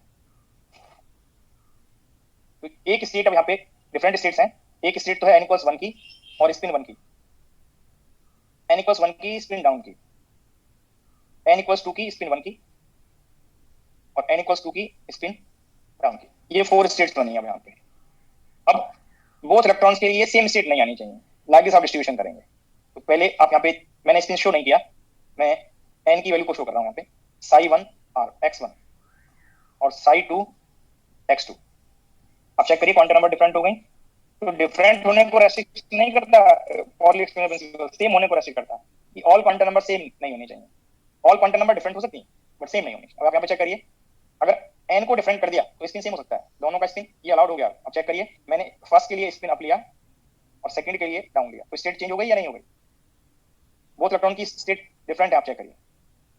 ये सेम लेना, ये पार्ट, ये पॉसिबिलिटी बोथ इलेक्ट्रॉन के लिए आई। दोनों का स्पिन स्टेट तो मैच करता है बट n वैल्यू चेंज होने से स्टेट टोटली चेंज हो गया, तो ये अलाउड है। इसमें पॉली एक्सक्लूजन प्रिंसिपल वायलेट नहीं हुआ, ये अलाउड है। तो ये भी अलाउड है यहाँ पे। अब नेक्स्ट वेव फंक्शन मैं डैश लिख दे रहा हूँ उसको, जिससे डिफरेंट वेव फंक्शन फॉर्म बने। दोनों के लिए ये डाउन भी हो सकता था, एक के लिए अप और एक के लिए डाउन हो सकता है, ये भी अलाउड है यहाँ पे। तो psi1 x1 फर्स्ट के लिए स्पिन अप, psi2 x2 ये डाउन। यहाँ पे भी चेक कर लीजिए, एक ये स्टेट कंसीडर किया और एक ये स्टेट कंसीडर किया, दोनों स्टेट डिफरेंट है। क्वांटम स्टेट, जो क्वांटम नंबर से आप स्टेट को रिप्रेजेंट कर रहे हैं, दोनों स्टेट डिफरेंट है। तो ये स्टेट एलिमेंट को चेक करिए, no two identical fermions can exist in the same quantum state. It means both identical fermions will exist in different quantum state. यहाँ पे नो वर्ड यूज किया है, इसका पॉजिटिव सेंटेंस अगर बनाएं तो both identical fermions will exist in different quantum state. तो आप चेक कर लीजिए, यहाँ पे भी डिफरेंट क्वांटम स्टेट है बोथ इलेक्ट्रॉन के लिए और यहाँ पे भी। तो क्वेश्चन के टाइम पे आपको डाउट नहीं होना चाहिए कि सर n की वैल्यू डिफरेंट कैसे ले सकते हैं, पॉली एक्सक्लूजन प्रिंसिपल वायलेट हो जाएगा, या स्पिन सेम कैसे ले सकते हैं, पॉली एक्सक्लूजन प्रिंसिपल वायलेट हो जाएगा। क्वांटम स्टेट सेम नहीं होनी चाहिए। अब उसके लिए कौन क्वांटम नंबर डिफरेंट लेंगे, कौन क्वांटम नंबर आप सेम ले सकते हैं, वो क्वेश्चन पर डिपेंड करेगा, सिस्टम पे डिपेंड करेगा कि आपने उस पर्टिकुलर सिस्टम की स्टेट को रिप्रेजेंट करने के लिए क्या क्वांटम नंबर्स यूज किए हैं। जैसे हाइड्रोजन एटम में NLM आप पोजीशन स्पेस के लिए यूज करते हैं और स्पिन s और ms से रिप्रेजेंट करते हैं। प्रॉब्लम के टाइम पे ये पॉइंट रिकॉल हो जाने चाहिए। सर उसमें सर एक स्पिन अप और एक डाउन भी तो एक साथ ले सकते हैं? बिल्कुल ले सकते हैं, मैंने भी शो किया था यहाँ पे। दोनों का अगर n की वैल्यू डिफरेंट है, n की वैल्यू अगर डिफरेंट हो रही है, स्पिन पे रेस्ट्रिक्शन नहीं है, स्पिन सेम भी हो सकता है, डिफरेंट हो सकता है, किसी का अप और किसी का डाउन हो सकता है। अगर n मैच करता है तो पॉली एक्सक्लूजन प्रिंसिपल वायलेट ना हो। अगर हम n पोजीशन स्पेस के लिए सिर्फ सिंगल क्वांटम नंबर n ले रहे हैं, तो वहां पे आपको n सेम करने के लिए फिर स्पिन को चेंज करना पड़ेगा, जिससे पॉली एक्सक्लूजन प्रिंसिपल वायलेट ना हो। ms को चेंज करना पड़ेगा।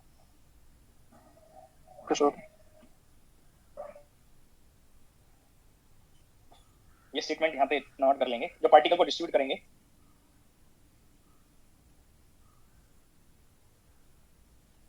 There are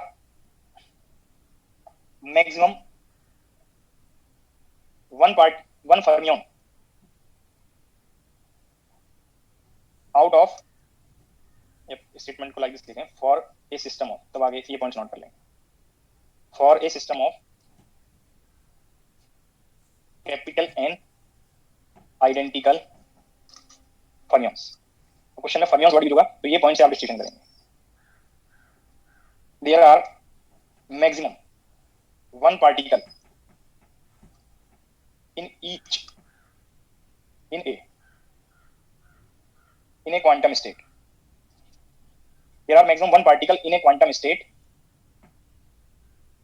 without spin. अगर वहां पे स्पिन रेफरेंस में नहीं दिया है, डायरेक्ट और इनडायरेक्ट आपको हिंट नहीं है, तो maximum one particle in one quantum state आप डिस्ट्रीब्यूट करेंगे। There are maximum 2s+1 particles.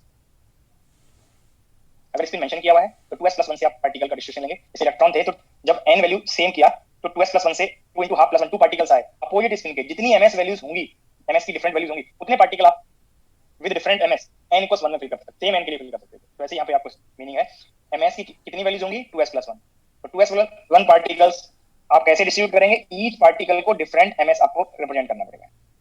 तो 2s+1 particles in A quantum state, ये जो क्वांटम स्टेट है यहाँ पे जो वर्ड हम यूज कर रहे हैं, एनर्जी स्टेट वर्ड यूज कर लीजिए, नहीं तो फिर से डाउट हो जाएगा। एनर्जी स्टेट जब डिस्ट्रीब्यूशन करेंगे तो ये एनर्जी की स्टेट है, इस स्टेट में कभी कब आप 1 पार्टिकल फिल करेंगे, कब आप 2 पार्टिकल्स फिल करेंगे, कब 4 फिल करेंगे, ये स्टेटमेंट दैट टाइम पर आपको रिक्वायर्ड है फॉर स्पिन एस फर्मियंस।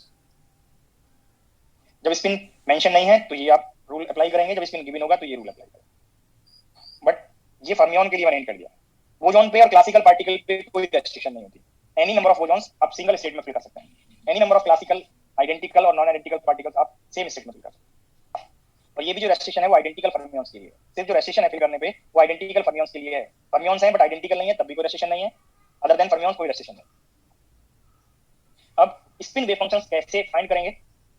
अगर आपको 2 पार्टिकल्स का स्पिन दिया हुआ है for a system of 2 spin half particles, for a system of 2 spin half particles, first particle के लिए spin half, ms values half और माइनस हाफ और plus minus half. Second particle के लिए भी s हाफ और ms values plus minus half. अगर आप इंडिविजुअल पार्टिकल की स्पिन स्टेट्स रिप्रेजेंट करेंगे s1 ms1, तो फर्स्ट पार्टिकल के लिए हाफ, ये पहले आपको बताया हुआ है, 2 स्टेट्स आएंगी इंडिविजुअल पार्टिकल के लिए। इसको आपको पहले ये स्पिन अप और स्पिन डाउन नोटेशन से बताया हुआ है। ऐसे सेकंड पार्टिकल के लिए s2 ms2 से रिप्रेजेंट करेंगे, half plus half, half minus half, spin up और स्पिन डाउन, ये 2 स्टेट्स आएंगे। तो इंडिविजुअल स्पिन हाफ पार्टिकल है तो उसकी ms की जितनी वैल्यूज होती हैं स्पिन स्टेट्स बनेंगी। यहाँ पे भी स्पिन स्टेट्स बन गए।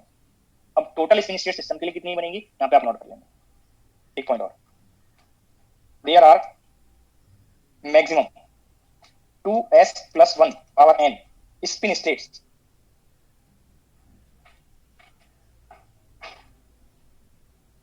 For spin. इंडिविजुअल पार्टिकल का स्पिन s है, और ये स्टेटमेंट फर्मियन और बोसॉन सभी के लिए करेक्ट है। यहाँ तक फर्मियन के लिए नोट कर लें। There are maximum 2s plus 1 power n spin states for spin s fermions और बोसॉन्स। इनमें से कितनी अलाउड होंगी किसी पर्टिकुलर कंडीशन में, वो कंडीशन पर डिपेंड करेगा, बट मैक्सिमम वर्ड यहाँ पर लिख दिया कि इतनी स्पिन स्टेट्स आएंगी। अगर आइडेंटिकल पार्टिकल्स आप कंसीडर कर रहे हैं, फर्मियंस हो चाहे बोसॉन्स हो, ये टोटल स्पिन स्टेट्स हैं। तो यहाँ पे ये आपको कंफर्म हो रहा है कि 2 पार्टिकल्स के लिए इंडिविजुअल पार्टिकल्स की स्पिन स्टेट्स बोथ के लिए 2 स्टेट्स हैं। और जब सिस्टम के लिए फाइंड करेंगे तो फॉर्मूला तो आपको पता चल गया, 2s plus 1 पावर n से एक पार्टिकल के लिए स्पिन हाफ है और पार्टिकल का नंबर यहाँ पे 2 है, तो ये 4 स्टेट्स बनेंगी सिस्टम के लिए। सिस्टम के लिए 4 स्टेट्स बनेंगी। कैसे 4 स्टेट्स होंगी? अब सिस्टम के लिए स्टेट्स बनाना है तो आपको s चाहिए और उस s के कॉरस्पॉन्डिंग ms चाहिए। ये इंडिविजुअल पार्टिकल के लिए स्पिन क्वांटम नंबर थे और सिस्टम के लिए स्पिन s बनेगा जो पहले आपको कैलकुलेट करना होता है। सिस्टम के लिए resultant spin quantum number s और ms, s1 minus s2 magnitude 2, s1 plus s2 magnitude with difference of unity. ये स्टेटमेंट मोर टाइम आपको डिस्कस हो गया है। तो यहाँ पे चेक करिए, सिस्टम के लिए स्पिन क्वांटम नंबर 0 और 1 अलाउड होगा।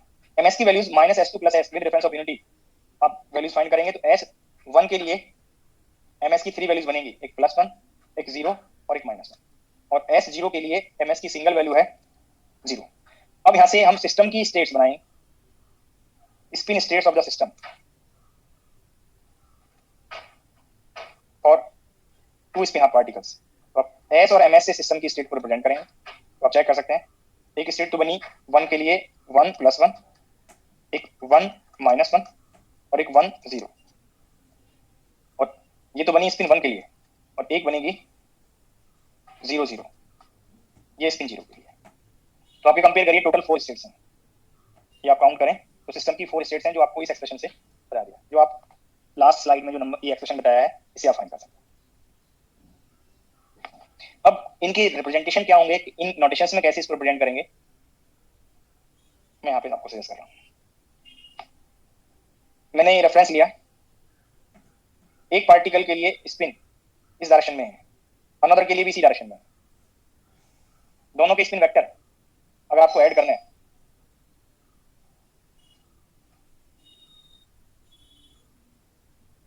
तो s1 plus s2, अगर कंपोनेंट ऐड करना है तो s1z plus s2z, एक मिनट जरा वेट करें।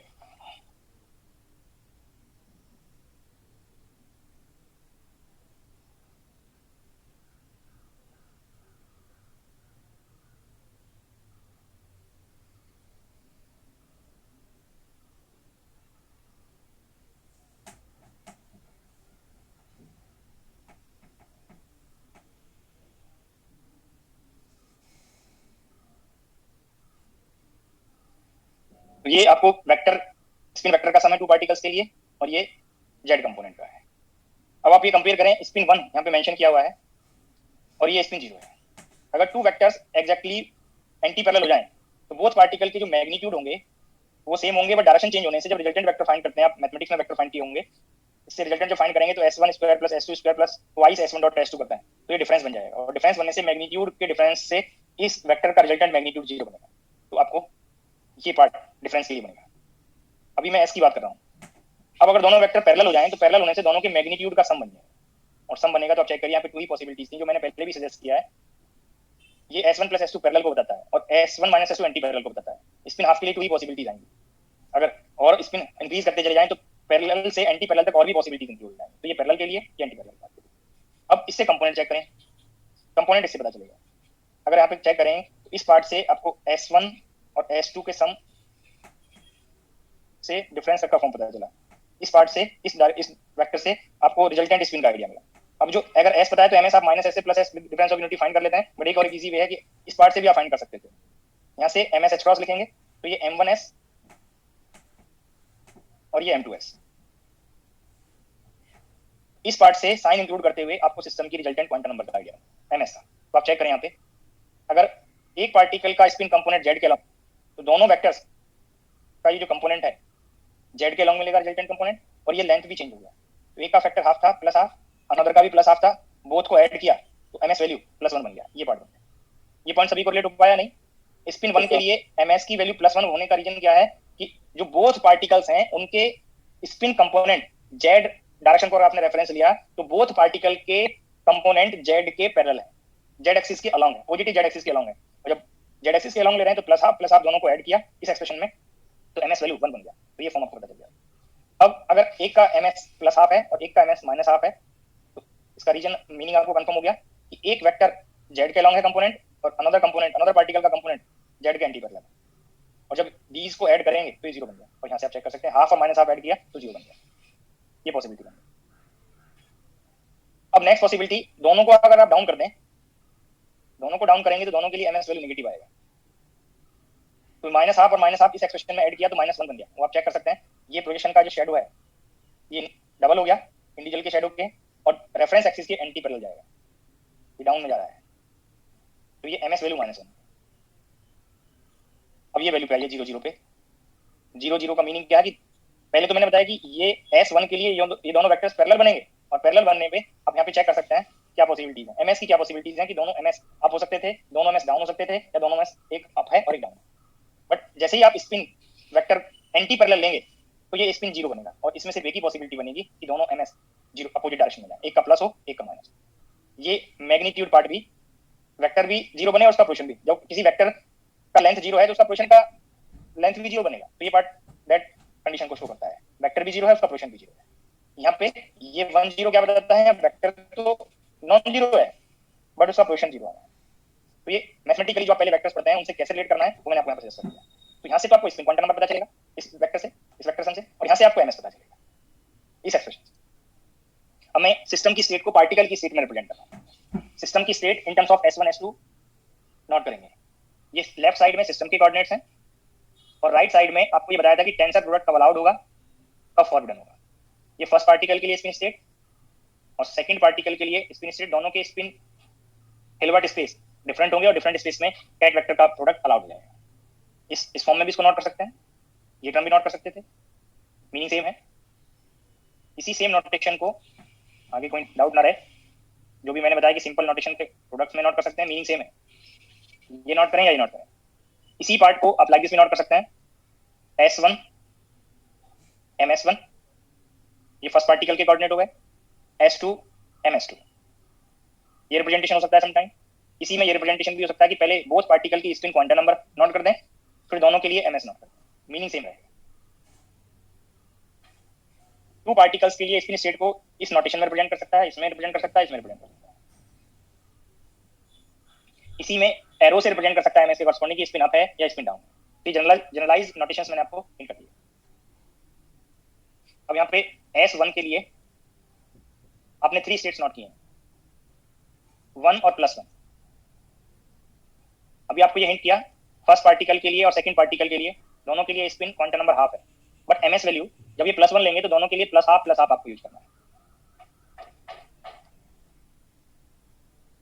आप ये नोटेशन यूज करें, आप इसको half plus half, half plus half ऐसे मल्टीप्लाई करें। आगे क्वेश्चन के अकॉर्डिंग ये नोटेशंस यूज होंगे तो दैट टाइम पे आपको डाउट नहीं होना चाहिए। इसी में सम टाइम ये क्योंकि दोनों का स्पिन सेम है, लाइक दिस भी नोट कर सकता है S1 S2 प्लस हाफ, ये नोटेशन पार्ट में। ये तो क्वांटम नंबर की नोटेशन में मैंने बता दिया। एक और ये पॉइंट छूटा है, इसको भी मैं सजेस्ट कर दे रहा हूँ। ये half plus half like this हो सकता है, हाफ और प्लस हाफ। प्लस हाफ के लिए आपको ये हिंट किया था कि स्पिन अप नोटेशन से रिप्रेजेंट करना है, लाइक दिस नोटेशन हो सकता है। और इन्हीं को आप कंबाइन करके लाइक दिस भी नोट कर सकते हैं। ये कोई भी नोटेशन इस स्टेट के लिए in terms of particle spin coordinates, ये 4-5 नोटेशंस मैंने बताए, कोई भी नोटेशन एग्जाम में पूछता है। ये नोटेशन से किसी को डाउट नहीं होना चाहिए। मीनिंग आपको पहले मैंने लास्ट स्लाइड में वेक्टर डायग्राम से हिंट कर दिया है। सिमिलर अप्रोच अगर आपको स्पिन 1 ले रहे हैं सिस्टम के लिए और मैग्नेटिक क्वांटम नंबर -1 ले रहे हैं, ये नोटेशंस मैं रिपीट नहीं कर रहा, एक बार आपको हिंट कर दिया, मैं ये नोटेशंस आपको बता रहा हूं। एमएस वैल्यू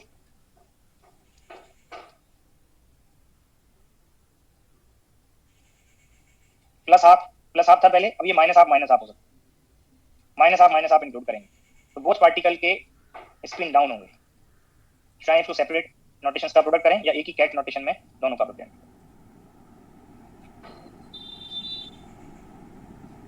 1-0 ये स्पिन 1 के लिए 3 स्टेट्स बनेंगे, इसको कहेंगे ट्रिपलेट। एक स्पिन मल्टीप्लिसिटी वर्ड आप यूज करते हैं 2s+1, atomic and molecular physics में यूज किया होगा आपने स्पिन मल्टीप्लिसिटी। ये पॉइंट रिकॉल हो रहा है? Spin multiplicity yes sir. 2s+1 ही वहां पे यूज किया होगा। अब अगर s को 1 कर दें यहाँ पे तो 2s+1 की वैल्यू 3 बनेगा। ये इसको बोलते हैं triplet. Triplet means group of 3 spin states. आप चेक कर सकते हैं ये 3 स्टेट्स हैं, इसलिए ट्रिपलेट वर्ड यूज करते हैं। जो मल्टीप्लिसिटी है वो जस्ट ये बताता है कि वो स्टेट्स कितने, ये जो नोटेशन है वो कितनी स्टेट्स का ग्रुप है। अगर s को 0 कर दें तो यहाँ पे 2s+1 से 1 बनेगा, इट मींस यहाँ पे सिंगल स्टेट बनेगा जिसको कहेंगे सिंगलेट। ऐसे ही कहीं आपको डबलेट, क्वार्टेट ये टर्म भी बने होंगे। कहीं वर्ड यूज करेगा सिंगलेट तो आपको ऑटोमेटिक पता होगा कि स्पिन 0 है। ट्रिपलेट का होगा तो आपको आइडिया रहेगा कि स्पिन 1 है। तो स्पिन 0 के लिए सिंगल स्टेट है, एस और एमएस बोथ टर्म 0। अच्छा, दीज टू स्टेट्स की सिमेट्री बता सकते हैं आप लोग कि ये सिमेट्रिक है या एंटी सिमेट्रिक है? बोलिए। सिमेट्रिक है सर। सिमेट्रिक है सर। पार्टिकल को पेयर में एक्सचेंज करेंगे तो सिमेट्रिक बन रहा है। हां सर। एक ग्रुप में आपको सिमेट्रिक कैरेक्टर सेम रहेगा। तो यहाँ पे एक के लिए एमएस प्लस हाफ लेंगे, अनदर के लिए माइनस हाफ। अभी आपको बताया था कि 0 होने के लिए एक का प्लस हाफ है, एक का माइनस हाफ है, तो फर्स्ट का अप, सेकंड का डाउन। बट आपको श्योरली नहीं पता कि फर्स्ट का ही अप होगा तो फर्स्ट का डाउन हो सकता है, सेकंड का अप हो सकता है। और इसका सिमेट्रिक पॉसिबिलिटी बनाने के लिए मैंने प्लस कर दिया। सेम साइन में लेना था आपको पहले से, कंफर्म है सिमेट्रिक के लिए। 2 पॉसिबिलिटीज हैं, इसलिए ये डिवाइड में नॉर्मलाइजेशन कंडीशन से नॉर्मलाइज स्पिन वेव फंक्शन बनाएंगे तो ये 1/√2 आएगा। ये फॉर्म हो सकता है वहां पे, या ये 1/√2 ket of up down plus ket of down up, ये दोनों नोटेशन सेम है। क्योंकि यहाँ पे ऐसी 2 पॉसिबिलिटीज थी कि फर्स्ट पार्टिकल का एमएस अगर प्लस हाफ है तो सेकंड का माइनस हाफ होगा। एमएस 0 करने के लिए फर्स्ट का एमएस प्लस माइनस हाफ है तो सेकंड का प्लस हाफ होगा। बोथ पॉसिबिलिटी को सुपरइम्पोज किया और सुपरपोजिशन में सिमेट्रिक सुपरपोजिशन मैंने 1-0 नोट कर दिया, क्योंकि इस ग्रुप की जो सिमेट्री है वो सिमेट्रिक है। अब जो इसी से एंटी सिमेट्रिक बिहेवियर बनेगा, ये फॉर्म एंटी सिमेट्रिक है। पार्टिकल को पेयर में एक्सचेंज करेंगे तो साइन चेंज होगा। तो ये क्वेश्चन में नोटेशंस आपको यूज होंगे, इनके कॉरस्पॉन्डिंग एमएस वैल्यूज क्या हैं, स्पिन वैल्यूज क्या हैं। क्वेश्चन में कभी स्पिन देगा तो वेव फंक्शन पूछा जाएगा। 2 स्पिन हाफ पार्टिकल के लिए ये सेट मोर टाइम यूज होंगे। अगर दीज नोटेशंस में किसी को कोई डाउट है तो वो डिस्कस कर सकते हैं।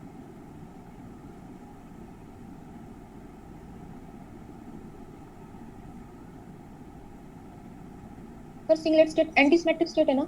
ये एंटी सिमेट्रिक है, यहाँ से आपको पता चला। पेयर में जैसे पार्टिकल को एक्सचेंज करेंगे तो साइन चेंज हो जाएगा। Okay sir.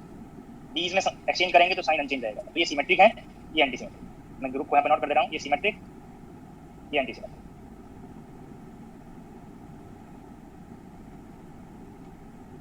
क्वेश्चन के अकॉर्डिंग, कंडीशन के अकॉर्डिंग ये 4 स्टेट्स जो अलाउड थी, 4 पॉसिबल स्टेट्स थी, इनमें से हो सकता है कि दीज 3 स्टेट्स अलाउड हो जाएं। इन दीज 3 में से भी कोई स्टेट्स एक्सक्लूड हो सकती है क्वेश्चन के अकॉर्डिंग। हो सकता है सम टाइम आपको सिर्फ ये एंटी सिमेट्रिक वाली स्टेट अलाउड रहे। तो ये पॉसिबल स्टेट है जो आपको मैंने यहाँ पे बताया। मैक्सिमम जो वर्ड था 2s + 1 पावर n, ये मैक्सिमम स्टेट है। इट मींस पॉसिबल स्टेट्स है। क्वेश्चन के अकॉर्डिंग इससे जो स्टेट्स का नंबर होगा वो लेस होता जाएगा। कंडीशन जैसे इंपोज करते जाएंगे वो स्टेट का नंबर, अलाउड स्टेट का नंबर लेस होता चला जाएगा।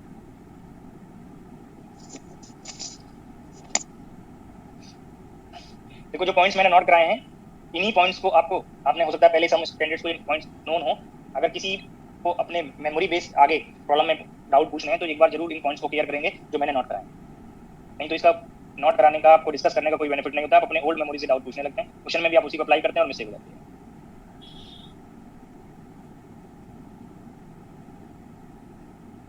तो नवीन है, पूछ रहे हैं एंटी सिमेट्रिक और सिमेट्रिक बताना है। मैं पहले ही डेफिनेशन बता चुका हूँ, उसमें अप्लाई करना बता चुका हूँ। यहाँ पे पार्टिकल्स को पेयर में एक्सचेंज कर लो। दीज 3 स्टेट्स जो सिमेट्रिक बताई हैं वो सेम रहेंगी। इसमें अगर आप पार्टिकल को पेयर में एक्सचेंज करोगे तो आप चेक करिए, मैंने इस पेयर में एक्सचेंज किया तो ये डाउन और ये अप, माइनस, अप और डाउन। अब ये इनिशियल स्टेट से चेक करिए, ये स्टेट बना पार्टिकल को पेयर में एक्सचेंज करके। जब इससे कंपेयर करेंगे इस स्टेट से तो क्या ये इसका ऐसा स्टेट मैच करता है? माइनस से मैच करेगा, और माइनस से मैच करेगा तो मैंने ये एंटी सिमेट्रिक बताया। डेफिनेशन बताया, पहले अप्लाई करना बताया कि अगर पार्टिकल को पेयर में एक्सचेंज करते हैं और साइन चेंज होता है तो स्टेट एंटी सिमेट्रिक होता है। अगर साइन चेंज नहीं होता तो सिमेट्रिक होता है। आप एक्सचेंज करके देख लीजिए, दीज 3 स्टेट्स अनचेंज रहेंगी, यहाँ पे माइनस साइन चेंज होगा।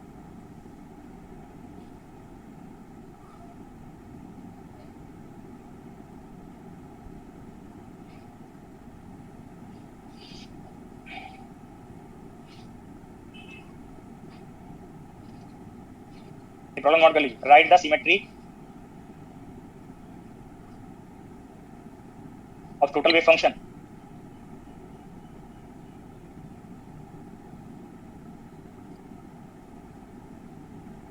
of the system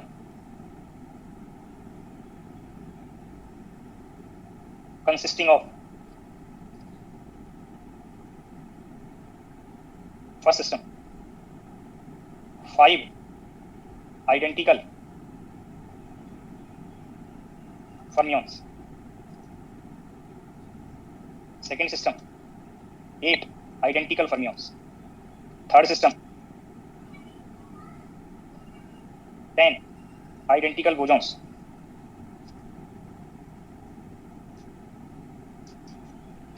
identical bosons,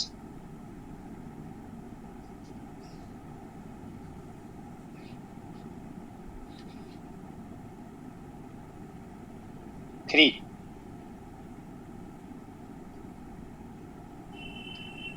twice helium 4 atoms,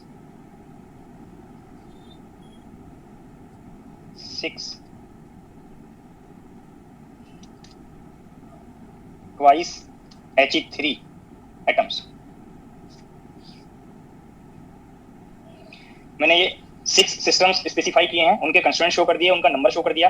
आपको सिमेट्री लिखना है total wave function of total system. अपने नोटबुक में नोट कर लीजिएगा सभी के लिए। और नोट करते हुए जो मैंने पॉइंट नोट कराया है टोटल वेव फंक्शन की सिमेट्री का, वो जरूर एक बार रीड कर लीजिए। हो सकता है आप अपने ओल्ड मेमोरी से आप इसको नोट करें तो डाउट क्रिएट हो।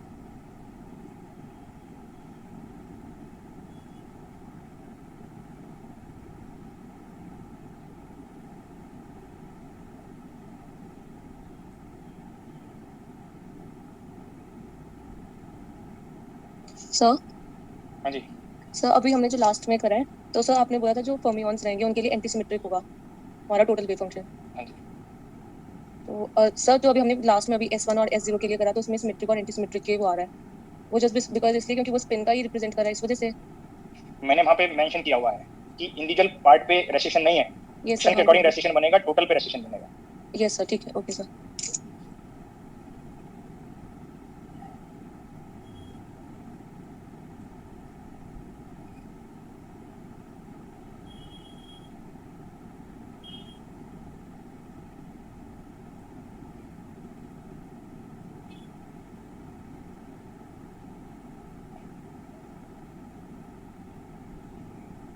नोट हो गया, सभी ने नोट कर लिया?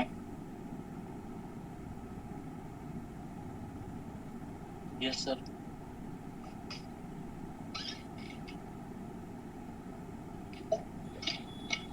फर्स्ट के लिए रिप्लाई करिए। Antisymmetric sir. Antisymmetric. Antisymmetric sir. Antisymmetric.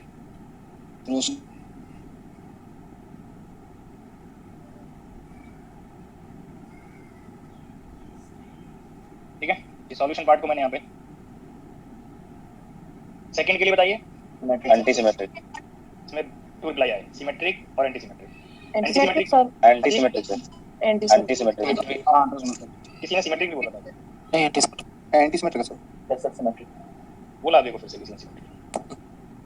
Identical fermions के लिए लिखा है ना sir, total wave function antisymmetric. हाँ जी, एंटीसिमेट्रिक आंसर लिखवाया है टोटल। हाँ जी, मैंने नोट कराया है। मैं वही बोलता हूँ कि जब भी डाउटफुल होंगे या मिस्टेक करेंगे तो आप ओल्ड मेमोरी से आप मिस्टेक करेंगे। देखो, जब मैंने अब एक बार मेरा स्टेटमेंट ध्यान से सुनेंगे। मैंने सिस्टम के कंस्ट्रेंट्स के नेचर के अकॉर्डिंग सिस्टम के नेचर को बताया एक बार, ठीक है। वहाँ पे मैंने नंबर बताया, अगर कंस्ट्रेंट्स फर्मियंस हैं तो उसका नंबर नोट कराया कि कब वो सिस्टम बोसॉन की तरह बिहेव करेगा, कब फर्मियन की तरह। वो नेचर का क्लासिफिकेशन सेपरेट हो गया। पर जब मैंने सिस्टम के टोटल वेव फंक्शन का सिमेट्री कैरेक्टर नोट कराया, वहाँ पे मैंने कंस्ट्रेंट्स के अकॉर्डिंग बोसॉन और फर्मियंस के अकॉर्डिंग टोटल वेव फंक्शन का सिमेट्री कैरेक्टर सिस्टम के लिए नोट करा दिया।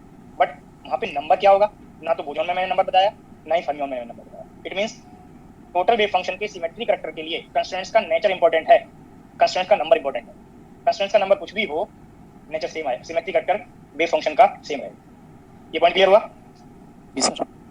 मैं आपको यहाँ पे स्लाइड में हिंट कर देता हूँ, कुछ कैंडिडेट को हो सकता है बाद में कोई डाउट रहे, तो जो पॉइंट मैं हिंट कर रहा हूँ उन पे अलर्ट रहेंगे।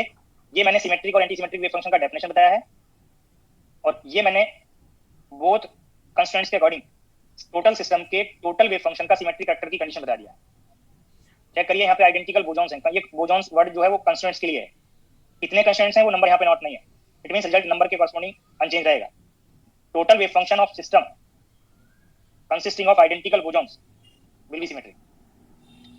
Total wave function of a system consisting of identical fermions will be antisymmetric. कितने fermions हैं, कितने bosons हैं, वो नंबर आपको यहाँ पे चेक नहीं करना है। ओनली चेक करना है कि सिस्टम के कंस्ट्रेंट्स का नेचर क्या है और टोटल वेव फंक्शन का सिमेट्रिक कैरेक्टर आप यहाँ पे स्पेसिफाई करना है। पर जब बोथ कंसेप्ट को मिक्स करेंगे तब आप डाउटफुल रहेंगे। मैंने नेचर कैलकुलेट करने के लिए अलग से पॉइंट बताया, यहाँ पे आप चेक करिए। बोसोनिक अगर कंस्ट्रेंट्स बोसॉन है, अगर कंस्ट्रेंट्स बोसॉन है तो सिस्टम का नेचर ऑलवेज बोसोनिक है। सिस्टम के कंस्ट्रेंट्स अगर फर्मियंस हैं तो सिस्टम का नेचर बोसोनिक भी हो सकता है, फर्मियोनिक भी हो सकता है। और नेचर चेक करने के लिए जब कंस्ट्रेंट्स फर्मियंस होंगे तब आपको नंबर भी चेक करना है। जब नंबर इंपॉर्टेंट है, जब नंबर से रिजल्ट चेंज हो रहा है तो मैंने नंबर नोट कराया है, बट वेव फंक्शन वाले स्टेटमेंट में नंबर नोट नहीं कराया। इट मींस ये रिजल्ट, ये स्टेटमेंट कंस्ट्रेंट्स के नंबर से इंडिपेंडेंट रहेंगे। तो अभी भी कुछ स्टूडेंट्स का रिप्लाई ओल्ड मेमोरी बेस आ रहा था जो पहले से वो अप्लाई कर रहे थे। जैसे ही आपको यहाँ पे पता चला कि सिस्टम के कंस्ट्रेंट्स आइडेंटिकल फर्मियंस हैं, जहाँ पे भी आइडेंटिकल फर्मियन वर्ड आया, अब ये नंबर इंपॉर्टेंट नहीं रहा क्योंकि टोटल वेव फंक्शन का सिमेट्री कैरेक्टर आप नोट कर रहे हैं, तो ये सेम रहेगा। इसीलिए मैंने ये 6 एग्जांपल्स में ऑल पॉसिबिलिटीज इंक्लूड कर ली। ये एंटीसिमेट्रिक, जहाँ जहाँ पे आप डाउटफुल रहेंगे आगे प्रॉब्लम में, वो सारी पॉसिबिलिटीज मैंने इंक्लूड कर ली।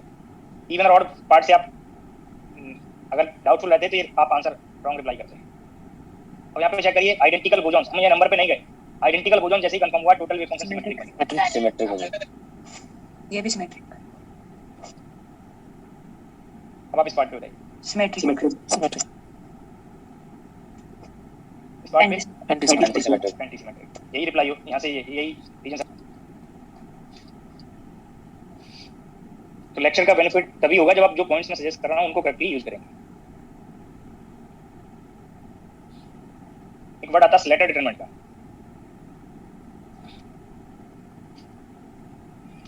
स्लेटर डिटरमिनेंट, डिटरमिनेंट कैसे कैलकुलेट करते हैं वो तो सभी को पता है।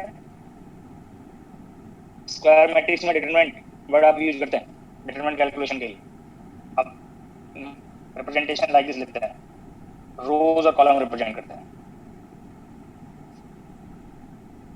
अगर आप कोई 2 क्रॉस 2 का डिटरमिनेंट ले रहे हैं और डिटरमिनेंट वैल्यू ओपन करें, ये माइनस आता है, यहाँ पे ये प्रोडक्ट किया, ये प्रोडक्ट किया और माइनस कर दिया। ऐसे 3 क्रॉस 3 का जब डिटरमिनेंट ओपन करते हैं तो फर्स्ट रो और फर्स्ट कॉलम आप एक्सक्लूड करते हैं, तो अल्टरनेट प्लस और माइनस साइन आप यूज करते जाते हैं।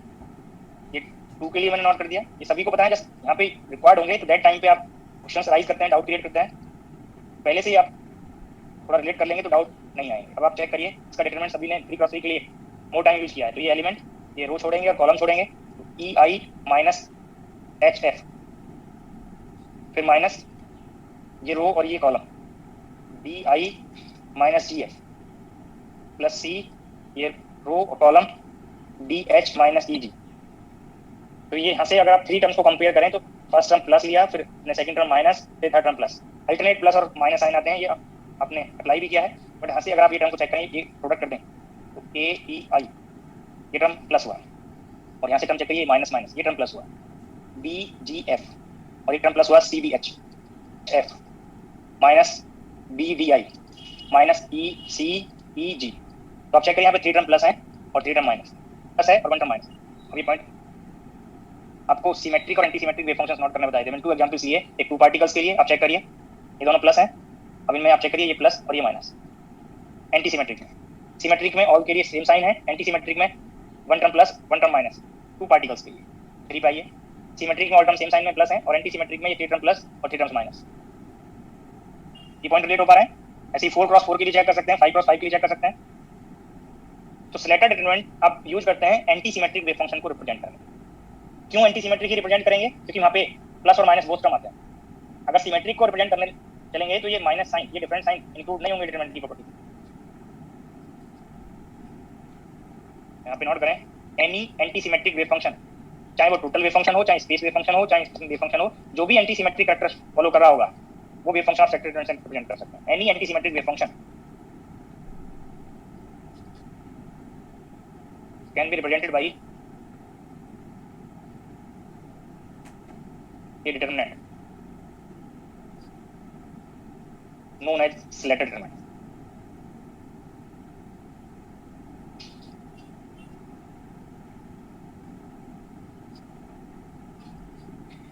स्लेटर डिटरमिनेंट आप एंटी सिमेट्रिक वेव फंक्शन को इजी वे में रिलेट करने के लिए यूज करेंगे।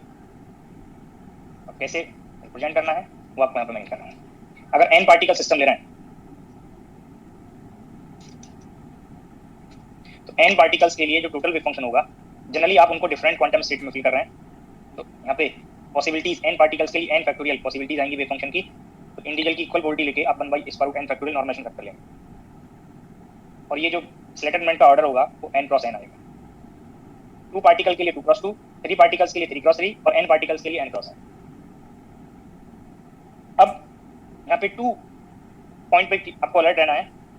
जब वेव फंक्शन रिप्रेजेंट करता है तो एक तो सफिक्स में आपको क्वांटम नंबर रिप्रेजेंट करना होता है और एक आर्गुमेंट में पार्टिकल के कोऑर्डिनेट रिप्रेजेंट करना होता है।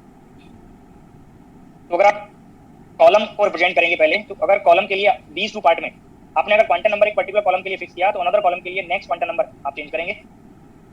इस एक पर्टिकुलर कॉलम के लिए क्वांटम नंबर आपने फिक्स कर दिया तो उस कॉलम के ऑल एलिमेंट्स में आप जब ये आर्गुमेंट रिप्रेजेंट करेंगे तो ये ऑल एलिमेंट्स में ये आर्गुमेंट डिफरेंट हो जाएगा। तो इजी मतलब आपको ये जस्ट यही चेक करना है, आपकी चॉइस है, चाहे कॉलम के लिए वो कंडीशन लें चाहे रो के लिए।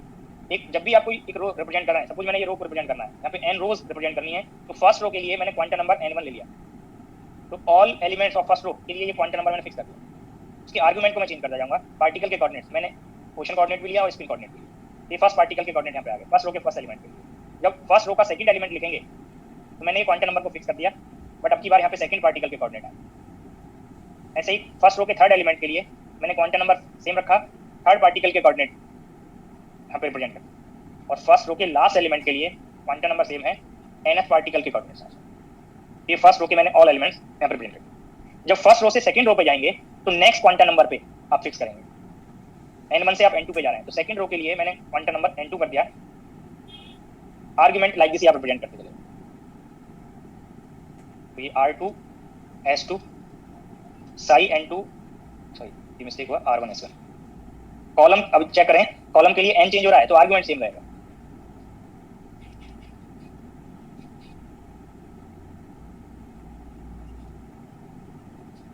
ऐसे ही आप सम रोज और यहाँ पे रिप्रेजेंट कर सकते हैं, कॉलम के एलिमेंट्स आप रिप्रेजेंट कर सकते हैं। फिर आप एनालॉजी कर लें कि क्या पार्ट आप चेंज कर रहे हैं, क्या फिक्स कर रहे हैं। थर्ड रो के लिए मैंने नेक्स्ट क्वांटम नंबर पे चेंज कर दिया ये सफिक्स।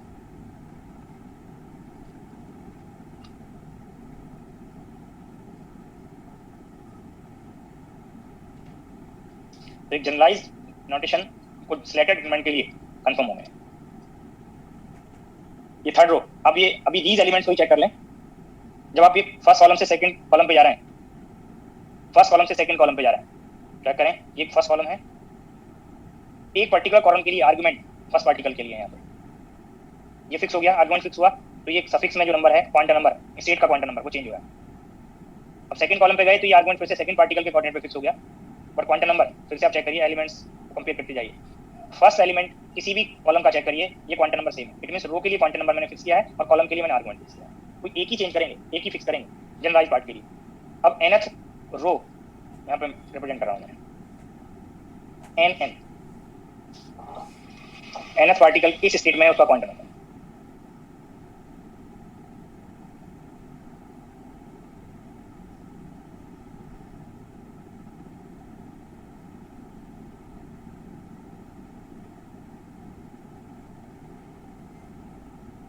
तो ये आपको सिलेक्टेड एलिमेंट बनेगा। इसका बेनिफिट क्या है, जो मैं पहले आपको हिंट करा था, 2 पार्टिकल्स का एग्जांपल दिया, 3 पार्टिकल का एग्जांपल दिया, तो आपको anti symmetric wave function represent करने के लिए ये चेक करना पड़ेगा which wave function corresponding to even permutation and which corresponding to odd permutation. तो आपको ऑड और even permuted wave function check करने में टाइम जाएगा, बट आपको यहाँ पे चेक करना ही नहीं है, जो इवन परम्यूटेड टर्म्स हैं वो सेम साइन में मिलेंगे और ऑड परम्यूटेड टर्म्स फिर से सेम साइन में मिलेंगे, बट इवन वाले से ऑटोमेटिकली डिफरेंट हो जाएंगे। जैसे अभी मैंने आपको डिटरमिनेंट 3 क्रॉस 3 का डिटरमिनेंट ओपन करके 3 टर्म प्लस बताए और रिमेनिंग 3 टर्म्स आपको माइनस बताए, तो ऐसे यहाँ पे ऑटोमेटिकली जब ये 3 क्रॉस 3 का मैट्रिक्स ओपन करते तो टोटल 6 टर्म्स बनेंगे, उनमें से 3 टर्म्स प्लस आएंगे और 3 टर्म्स माइनस हो जाएंगे। अगर इवन परम्यूटेड टर्म्स माइनस में है तो ऑड परम्यूटेड टर्म्स प्लस हो जाएंगे, ऐसा कोई रेस्ट्रिक्शन नहीं है कि इवन परम्यूटेड टर्म्स माइनस ही बनेंगे। जैसे मैंने आपको ये शो किया पहले कि इवन और ऑड परम्यूटेड टर्म्स के साइन डिफरेंट होंगे, इवन अगर माइनस लिया है तो ऑड वाले प्लस हो जाएंगे, अगर आपने इवन को प्लस लिया है तो ऑड वाले माइनस हो जाएंगे। तो इसीलिए इस डिटरमिनेंट में ये भी अलाउड है, और अगर आप ये कॉलम और इसका ट्रांसपोज कर दें तब भी ये करेक्ट बन जाएगा। और करके मैं नेक्स्ट स्लाइड पे उसको रिप्रेजेंट कर रहा हूँ, दोनों पार्ट सेम स्टेट को रिप्रेजेंट करेंगे, दोनों ही एंटी सिमेट्रिक है।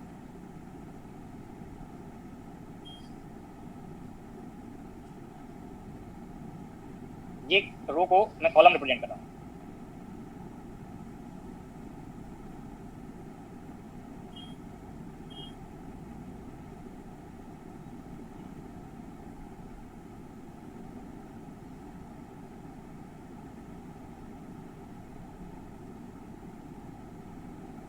सेकंड रो को सेकंड कॉलम बनाएंगे।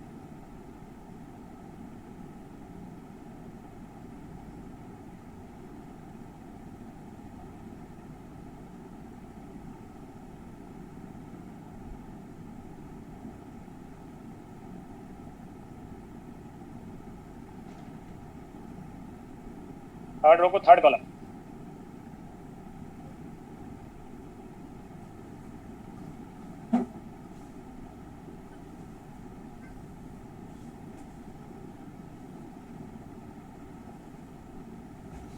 और लास्ट रो को लास्ट कॉलम बना देंगे। तो दोनों में जो भी पार्ट आपको वहाँ पे यूज करना हो आप यूज कर सकते हैं। दोनों वेव फंक्शन एक साइन में चेंज होंगे, बट ये स्टार्टिंग से आपको बताते आ रहे हैं कि linearly dependent state same state को रिप्रेजेंट करते हैं।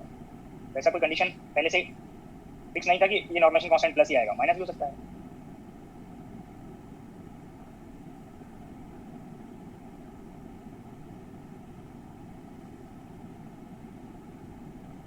बोथ वेव फंक्शंस फॉर्म से आप जो भी आपको वहाँ पे यूज करना हो यूज कर सकते हैं, दोनों ही सेम स्टेट को रिप्रेजेंट करें। सिलेक्टेड एलिमेंट का बेनिफिट क्या है वो मैंने आपको सजेस्ट कर दिया कि यहाँ पे आपको एक सेपरेटली चेक करने की जरूरत नहीं है कि कौन वेव फंक्शन इवन परम्यूटेशन के कॉरस्पॉन्डिंग है, कौन ऑड के कॉरस्पॉन्डिंग है, वो ऑटोमेटिकली आपको सेपरेट हो जाएंगे। इवन वाले परम्यूटेड टर्म्स एक पर्टिकुलर साइन में आएंगे और ऑड परम्यूटेड टर्म्स इवन से डिफरेंट साइन में आपको एक साथ नोट होगा।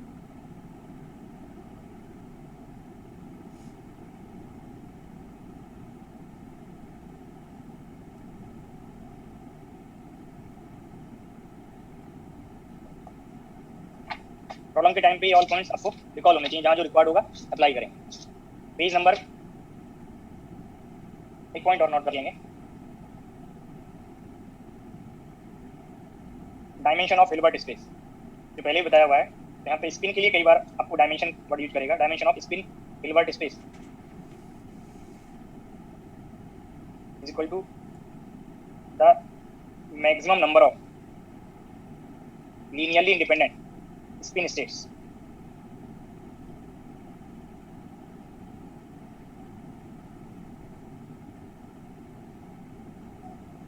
or a system of n particles। अगर इस सिस्टम में ऑल पार्टिकल्स के लिए डिफरेंट स्पिन नोटेशन है तो ये जो डायमेंशन ऑफ हिल्बर्ट स्पेस बनेगा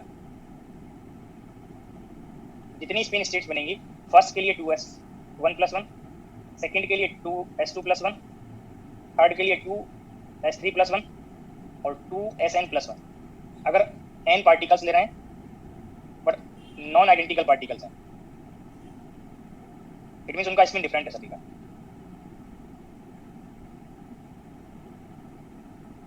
बट अगर आइडेंटिकल पार्टिकल्स हों तो सबके लिए स्पिन नोटेशन सेम हो जाएंगे। ये 2s1+1 पावर n बन जाएगा जो पहले बताया हुआ है। और a system of capital N spin S particle, spin same होना चाहिए चाहे बाकी पार्ट आपको वहाँ पे डिफरेंट हो रहा है स्पिन स्टेट फाइंड करने के लिए। अगर स्पिन डिफरेंट है तो ये फॉर्म यूज करेंगे। यही पार्ट में आप S1 S2 S3 Sn को S कर दीजिए तो 2s+1 का आप n टाइम्स प्रोडक्ट कर रहे हैं, ये पार्ट होते हैं। ये जनरलाइज पार्ट है तो कहीं रिकॉर्ड होगा तो ये आप अप्लाई कर सकते हैं। Page number 80 problem number 2 statement read करिए। Page number 80 problem number 2।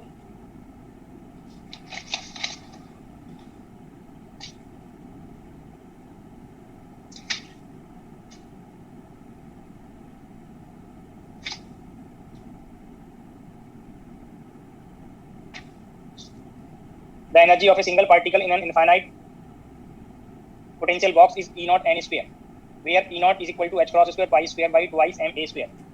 N is equal to 1 to 3 up to infinite. If three non-interacting bosons are in such a potential box. Statement में word use कर दिया non-interacting। देखो कई बार ऐसा हो सकता है कि non-interacting वर्ड यूज ना करे और इंटरेक्शन दिया भी नहीं है, तो दैट केस में आप इंटरेक्शन टर्म जब यूज नहीं होगा तो non-interacting एज्यूम कर सकते हैं क्वेश्चन को सॉल्व करने के लिए। बट अगर इंटरेक्शन डिफाइन किया हुआ है तब आप उसको non-interacting नहीं लेंगे। तो मैंने एक स्टेटमेंट आपको हिंट किया कि या तो non-interacting वर्ड यूज होगा या non-interacting वर्ड यूज नहीं है बट इंटरेक्शन डिफाइन नहीं है, तब भी आप उसको non-interacting ट्रीट करा के जो अब तक स्टेप्स बताए हैं वो स्टेप्स फॉलो करके प्रॉब्लम कंप्लीट कर लें। बट अगर प्रॉब्लम में डायरेक्ट और इनडायरेक्ट इंटरेक्शन दिया हुआ है तो उस इंटरेक्शन को रेफरेंस लेके तब आप आगे स्टेप्स फॉलो करेंगे। जो अब तक पॉइंट्स यूज किए इसके अलावा भी आपको कोई पॉइंट रिकॉर्ड हो सकता है जो आगे डिस्कस करेंगे। तो अभी ओनली दो प्रॉब्लम्स आपको सॉल्व करना है जिनमें नॉन इंटरेक्टिंग कंडीशन यूज हो रहा होगा। तो यहाँ पे नॉन इंटरेक्टिंग वर्ड है तो एनर्जी को सिस्टम की एनर्जी फाइंड करने के लिए आप यहाँ पे 3 पार्टिकल्स वर्ड यूज किया है तो 1 से लेकर 3 तक आप इसको सम करें। ये पार्ट आपको पहले बताया एनर्जी फाइंड करना। अब इसी को लाइक दिस भी आप सॉल्व कर सकते थे। पार्टिकल बॉक्स के some level, single particle level मैंने यहाँ पे यूज कर लिया। ये लेवल्स तब हैं जब these लेवल्स में आप मैक्सिमम 1 पार्टिकल डिस्ट्रीब्यूट कर रहे हैं। जो आपसे पहले आप लोगों ने जब से मैंने आइडेंटिकल पार्टिकल स्टार्ट किया उससे पहले आपने जितने सिस्टम्स पढ़े वो 1 पार्टिकल के लिए थे। तो वहाँ से जो आप एनर्जी यूज करेंगे, एनर्जी स्टेट वर्ड हो, एनर्जी लेवल वर्ड हो, वो 1 पार्टिकल के हैं। तो these are single particle levels और सिंगल पार्टिकल एनर्जी स्टेट। अब इनमें आपको 3 पार्टिकल डिस्ट्रीब्यूट करना है। ये n=1 है, ये n=2 है, ये n=3 है। और यहाँ पे एनर्जी पार्टिकल का सिंगल पार्टिकल के लिए आप ये फॉर्म यूज करते हैं n² pi square h cross square by twice m width square. और ये क्वेश्चन में E0 दिया हुआ है n के टर्म्स में, n² E0 where E0 is h cross square pi square by twice m। तो जब यहाँ पे जितने पार्टिकल्स फिल करेंगे उतने पार्टिकल्स की एनर्जी इस फॉर्म से आपको सेपरेटली फाइंड करना है। मैंने स्टेटमेंट में पूछा है ग्राउंड स्टेट एनर्जी, तो बोजॉन पे कोई रेस्ट्रिक्शन नहीं है, ऑल बोजॉन्स मिनिमम एनर्जी वाली स्टेट में डिस्ट्रीब्यूट करें। तो आप चेक करिए यहाँ पे सभी बोजॉन के लिए तो यहाँ पे E1 E2 E3 नोटेशंस ले रहे थे, मैंने इसको E1 पार्टिकल के लिए डैश, ये पार्टिकल के लिए E2 डैश, ये E3 डैश पार्टिकल के लिए कर दिया। बट यहाँ पे इस पार्टिकल को चेक करिए, इस पार्टिकल की क्वांटम नंबर यहाँ पे 1 है, फर्स्ट पार्टिकल की क्वांटम नंबर 1 है, सेकंड पार्टिकल की भी क्वांटम नंबर 1 है, थर्ड पार्टिकल की भी क्वांटम नंबर 1 है। तो एक पार्टिकल की जो एनर्जी होगी उसको आप जब ऐड करेंगे इक्वल कंडीशन से तो ये number of particle multiplied by energy of 1 particle use कर सकते हैं। और n+1 के लिए एनर्जी ये E0 है। ये मैंने इस पार्ट से डिस्ट्रीब्यूट करके हिंट कर दिया। अब आपको यहाँ पे बताया है 1 पार्टिकल की energy, the energy of ground state of system, particle की ग्राउंड स्टेट नहीं। तो कितने पार्टिकल हैं सेम स्टेट में? 3 पार्टिकल। और 1 पार्टिकल की एनर्जी यहाँ पे कितनी है जब n को 1 करेंगे इस स्टेट में? E0। चाहे जैसे आप इसको फाइंड कर सकते हैं, या एनर्जी इंडिविजुअल पार्टिकल की सेपरेटली फाइंड कर दें, उसको ऐड कर दें, या आप डिस्ट्रीब्यूट कर लें पहले। अब आप चेक करें कि सिंगल पार्टिकल की जो एनर्जी का एक्सप्रेशन है वो आपको मेमोराइज होना चाहिए और एक पर्टिकुलर n के लिए आपने वहाँ पे कितने पार्टिकल्स फिल किए हैं वो नंबर ऑफ पार्टिकल मल्टीप्लाई कर सकते हैं इसमें। फर्स्ट ऑप्शन करते हैं। आपको आर्टिकल में ये नोटेशन बताया था एनर्जी का, आप लाइक दिस आप यूज कर सकते हैं, दोनों वे में सेम रिजल्ट बनेगा।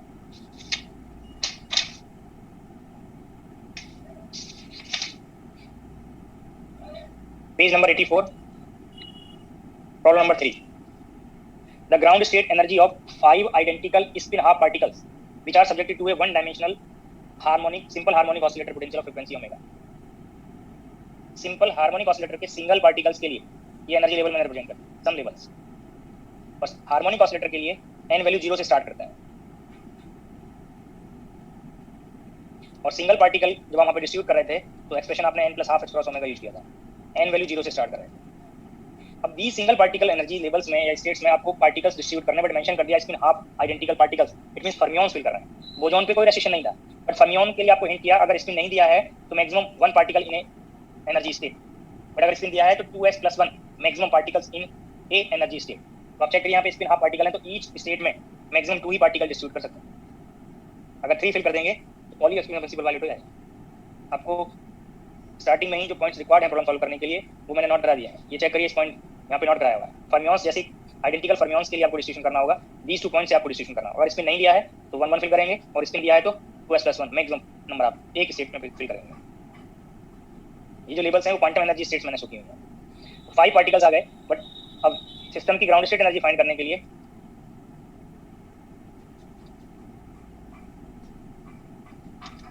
आप ऑल 5 पार्टिकल्स की एनर्जी को ऐड करेंगे। यहाँ पे 2 पार्टिकल्स की एनर्जी तो इक्वल टू 0 के लिए है, n इक्वल टू 0 के लिए, 2 पार्टिकल्स की n + 1 के लिए है और 1 पार्टिकल की n = 2 के लिए। these 5 एनर्जीज को ऐड करेंगे तो सिस्टम की ग्राउंड स्टेट एनर्जी बन जाएगा। बट फर्स्ट इस क्वांटम एनर्जी स्टेट में 2 पार्टिकल्स हैं और बोथ पार्टिकल की एनर्जी सेम है और वो एनर्जी n को यहाँ पे 0 करके फाइंड करेंगे तो ½ h क्रॉस।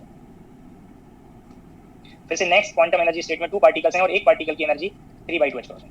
n + 1 के लिए 1 पार्टिकल की एनर्जी 3/2 h क्रॉस है और इस स्टेट में 1 पार्टिकल है n = 2 के लिए 1 और 5/2 h क्रॉस है। अब इसको ऐड कर दीजिए 13 h क्रॉस ओमेगा/2। तो एनर्जी कैलकुलेशन में थोड़ा डिफिकल्टी लेवल इंक्रीज हो जाएगा जब आप आइडेंटिकल फर्मियंस के लिए सब फाइंड करेंगे। बोजॉन के लिए, क्लासिकल पार्टिकल के लिए तो इजी रहेगा, ग्राउंड स्टेट एनर्जी के लिए बाकी जो पॉइंट्स मैंने आज नोट कराए हैं उनको आप जाके एक बार रिवाइज कर लीजिए। नेक्स्ट लेक्चर में प्रॉब्लम्स डिस्कस करेंगे तो दैट टाइम पे करेक्टली अप्लाई हो जाना चाहिए। 1 से 3 तक लेक्चर है, टाइम हो गया। सर हमने एक मतलब वो एक प्रॉब्लम भेजा था मैडम को फोटो पे, तो वो मिला क्या सर? आपको भेजे थे क्या? नहीं, मुझे कोई प्रॉब्लम नहीं भेजा था। रिसेप्शन पे भेजे थे? हाँ मैम, हाँ सर। क्या प्रॉब्लम था, ऐसे कुछ हिंट कर दीजिए मुझे। वो इसी साल टीफर का था वो क्वेश्चन। क्वेश्चंस डिस्कस करेंगे, एक साथ डिस्कस हो जाएंगे। तो गेट के क्वेश्चन शायद आपके असाइनमेंट में इंक्लूड नहीं है, टीआई फॉर के नहीं है, तो अलग से शीट प्रोवाइड कर देंगे, एक साथ डिस्कस करेंगे। ठीक है? हाँ सर। सर एक बार क्वेश्चन नंबर 2 बता दीजिए भैया के पेज वाला।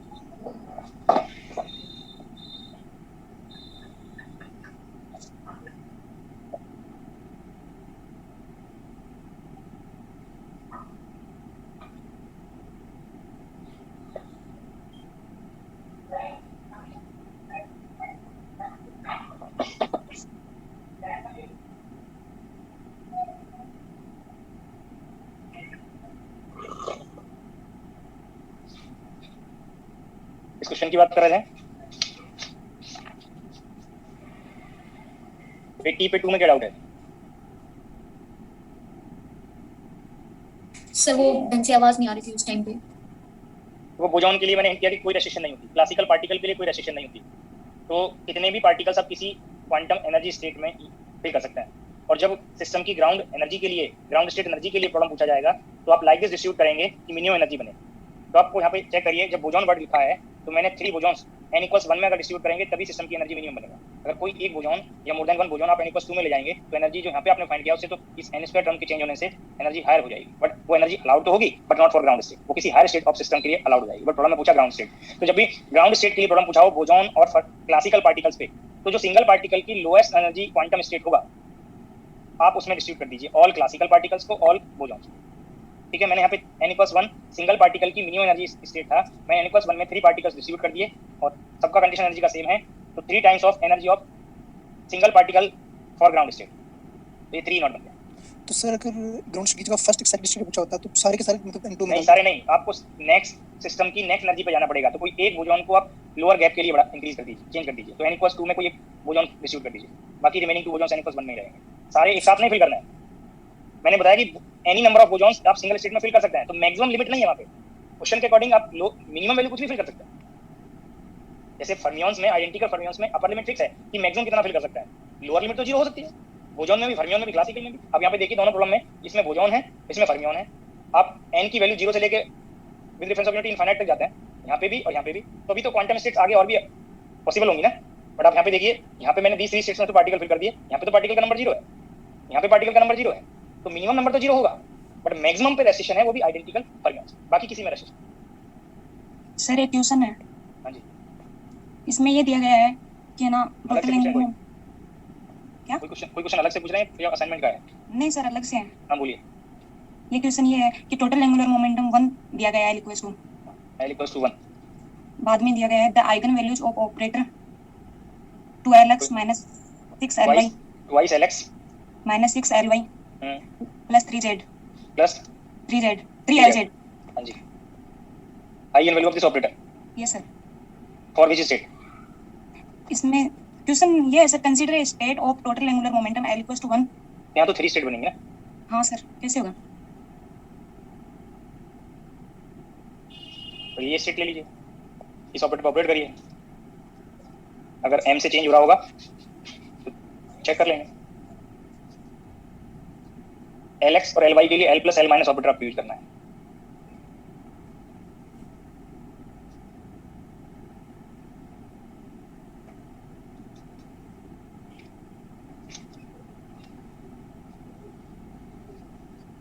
अब इंडिविजुअल इस ऑपरेटर का कंडीशन इस स्टेट पे आपको ऑपरेट करना है। L1 है, m + 1 है, 2s कैंसिल आउट हो गया। L+ को इस स्टेट पे ऑपरेट करोगे कंडीशन 0 बनेगा, और L- को ऑपरेट करोगे तो ये टर्म √2 h क्रॉस देगा और स्टेट 1 0 में कन्वर्ट हो गया, -3/i या +3i हो गया। अब L+ को इस पे ऑपरेट किया फिर से 0, L- को ऑपरेट करेंगे तो फिर से √2 h क्रॉस बनेगा, इस माइनस माइनस से प्लस हो गया और स्टेट 1 0 में कन्वर्ट हो गया, और 3lz इसको 3 h क्रॉस में कन्वर्ट हो गया, ये h क्रॉस कॉमन आ गया टोटल से। ये तो आइगन स्टेट ही नहीं बना, तो आइगन वैल्यूज तब फाइंड करेंगे जब आइगन स्टेट होगा। सर इसमें तो दिया हुआ ऑप्शन भी दिए गए। क्वेश्चन किसी एग्जाम का है या किसी इंस्टीट्यूट का है? सर किसी इंस्टीट्यूट का है। तो रिलायबल नहीं है, जरूरी नहीं रिलायबल हो, क्योंकि आइगन वैल्यूज इस ऑपरेटर के लिए तो तभी आइगन वैल्यूज फाइंड करोगे जब ये स्टेट इसका आइगन स्टेट बनेगा। अभी अगर आइगन स्टेट नहीं है, अब चेक करिए स्टेट 1 1 इस पार्ट में तो है, बट यहाँ पे तो 1 0 में चेंज हो रहा है, आफ्टर ऑपरेटिंग ऑपरेटर ये फॉर्म चेंज हो रहा है, और जब फॉर्म चेंज होगा तो आइगन स्टेट नहीं बनेगा। Okay sir. Excuse me sir, हाँ जी, जो टोटल सिमेट्री वाला क्वेश्चन करवाया था ना आपने सर, उसमें एक बार किससे एटम्स के लिए बता दीजिए सर। जो सिमेट्री वाला क्वेश्चन करवाया था वेव फंक्शन का, हाँ जी, सर उसमें एटम्स के लिए बता दीजिए एक बार। आपको क्या डाउट है वो बताइए। सर एटम्स में हमने कैसे मतलब सिमेट्रिक लिया है, तो वो सिस्टम फर्मियंस का ही ना। सर इसी से रिलेटेड मेरा भी एक डाउट है। आप इसमें 5th और 6th की बात कर रहे हैं? सर इसमें Yes. 6th वाले में आपने सिमेट्रिक कैसे लिख दिया? एंटी सिमेट्रिक नहीं होगा? यहाँ पे बताइए, यहाँ पे मैंने एंटी सिमेट्रिक लिखा है, यस सर। यहाँ पे मिस्टेक हो गया, यहाँ पे ये एंटी सिमेट्रिक बनेगा, ये है ट्वाइस He3 एंटी सिमेट्रिक है। सर आपने बोला एंटी सिमेट्री की था, वो लिख के हाँ, लिख गया होगा। अब ठीक है, अभी जो पूछ रहे थे अब ठीक है, बताना है फिर से। सर एक बार ये बता दीजिए, मतलब जो हम हीलियम एटम कंसीडर कर रहे हैं सर, वो सिस्टम तो देखो, हाँ, फर्मियंस ये देखिए ये नंबर है 3, और यहाँ पे देखिए ये जो पार्ट है ये कंस्ट्रेंट्स का नेचर, इंडिविजुअल कंस्ट्रेंट्स का नेचर, आपको यहाँ पे इस एक इंडिविजुअल एटम का नेचर क्या है ये बताइए। सर ये तो बोसॉन हो गया। बोजॉन हो गया, तो अब Yes, इस स्टेटमेंट को लाइक दिस पढ़िए, for a system consisting of 3 identical bosons, इसका वेव फंक्शन क्या बनेगा? सिमेट्रिक। अब आप यहाँ पे आइए, ये एक इंडिविजुअल ट्वाइस He3 एटम का नेचर क्या है? Sir fermion. फर्मियन। अब आप इस स्टेटमेंट को लाइक दिस पढ़िए, for a system consisting of 6 for identical fermions. अब नंबर चाहे 6 हो, चाहे 5 हो, चाहे 3 हो, नंबर इंपॉर्टेंट नहीं है, बट कंस्ट्रेंट्स यहाँ पे क्या बन गए? फर्मियंस। तो वेव फंक्शन क्या बनेगा? तो सर मतलब जब हमें एटम्स दे रखे होंगे तो हम टोटल नेचर कंसीडर करेंगे इसका, सिस्टम का नेचर नहीं, एक इंडिविजुअल एटम का नेचर चेक कर लेंगे, एटम का टोटल का, क्योंकि हमें कंस्ट्रेंट्स का नेचर, यहाँ पे तो कंस्ट्रेंट्स का नेचर दिया था, यहाँ पे कंस्ट्रेंट्स का नेचर डायरेक्ट नहीं दिया, इस फॉर्म से दिया हुआ है, तो पहले हमें कंस्ट्रेंट्स के नेचर पे जाना है। Okay sir, thank you sir. और पूछना है किसी को? सर हाँ जी, सर एक वो हाइड्रोजन एटम से क्वेश्चन है 77 पे 4 मैंने डिस्कस किया है पहले या नहीं? सर नहीं किया सर। भाई थोड़ा पेशेंस रखो, सारे क्वेश्चन मैं डिस्कस करूंगा, आप लोग अपने हिसाब से भूल जाते हैं सब। मैं एक कॉमन सेंटेंस कई बार बोल चुका हूँ, Okay, okay, क्वेश्चंस okay. में एक्सप्लेन किया हूँ, उनमें डाउट है तो पूछ लीजिए। बाकी तो सारे क्वेश्चंस जब मैं बोल दूं कि क्वांटम मैकेनिक्स का सिलेबस कंप्लीट हो गया और मैंने असाइनमेंट के सारे क्वेश्चंस आपको डिस्कस कर दिए, तब आप पूछिएगा कि सर इस क्वेश्चन में डाउट है या आपने ये डिस्कस कर दिया। ओके मुझे रिपीट करने पड़ जाएंगे, कई बार बताने Okay. पड़ जाते हैं। Okay sir, okay. हाँ जी। ठीक है। और सर अगर किसी सुपरपोजिशन टर्म जैसे लिखा हुआ है फंक्शन और उसमें आई की मतलब आई है कोएफिशिएंट कोई, जैसे C1 C1 C2 तो वहाँ पे कोई आई है और वहाँ पे अगर हम LZ या कोई भी टर्म ले रहे हैं जो स्क्वायर टर्म ले रहे हैं, जैसे LZ लिख रहे हैं LZ स्क्वायर, तो सर वहाँ पे आई को कंसीडर करेंगे या 1 को कंसीडर करेंगे? आगे आप ये कह रहे हैं कि कहीं पे 1 0 1/√2 या मैंने 1 लिख दिया और सर, नॉर्मलाइज मतलब 1 + i कर दिया और 1 + 1 मैंने नॉर्मलाइज नहीं किया, कोई सुपरपोजिशन बना दिया है। अब आप आगे बोलिए क्या पूछ रहे हैं। सर जैसे इसमें LZ निकालना है तो सर M के लिए LZ का एक्सपेक्टेशन निकालना है। हाँ सर, हाँ हाँ बोलिए अब आगे। LZ स्क्वायर का, तो सर LZ स्क्वायर का एक्सपेक्टेशन होता है M square H square value, मतलब एक्सपेक्टेशन मैंने ये नहीं बताया, मैंने आइगन वैल्यू बताया। हाँ sir, sorry sir, eigen value हाँ। M स्क्वायर H स्क्वायर होता है। तो सर अगर I की टर्म है तो M की जगह पे 1 कंसीडर करेंगे या I भाई कंसीडर अब आप इसमें प्रोबेबिलिटी के लिए डाउटफुल हो या आइगन वैल्यू के लिए, ये बताओ पहले।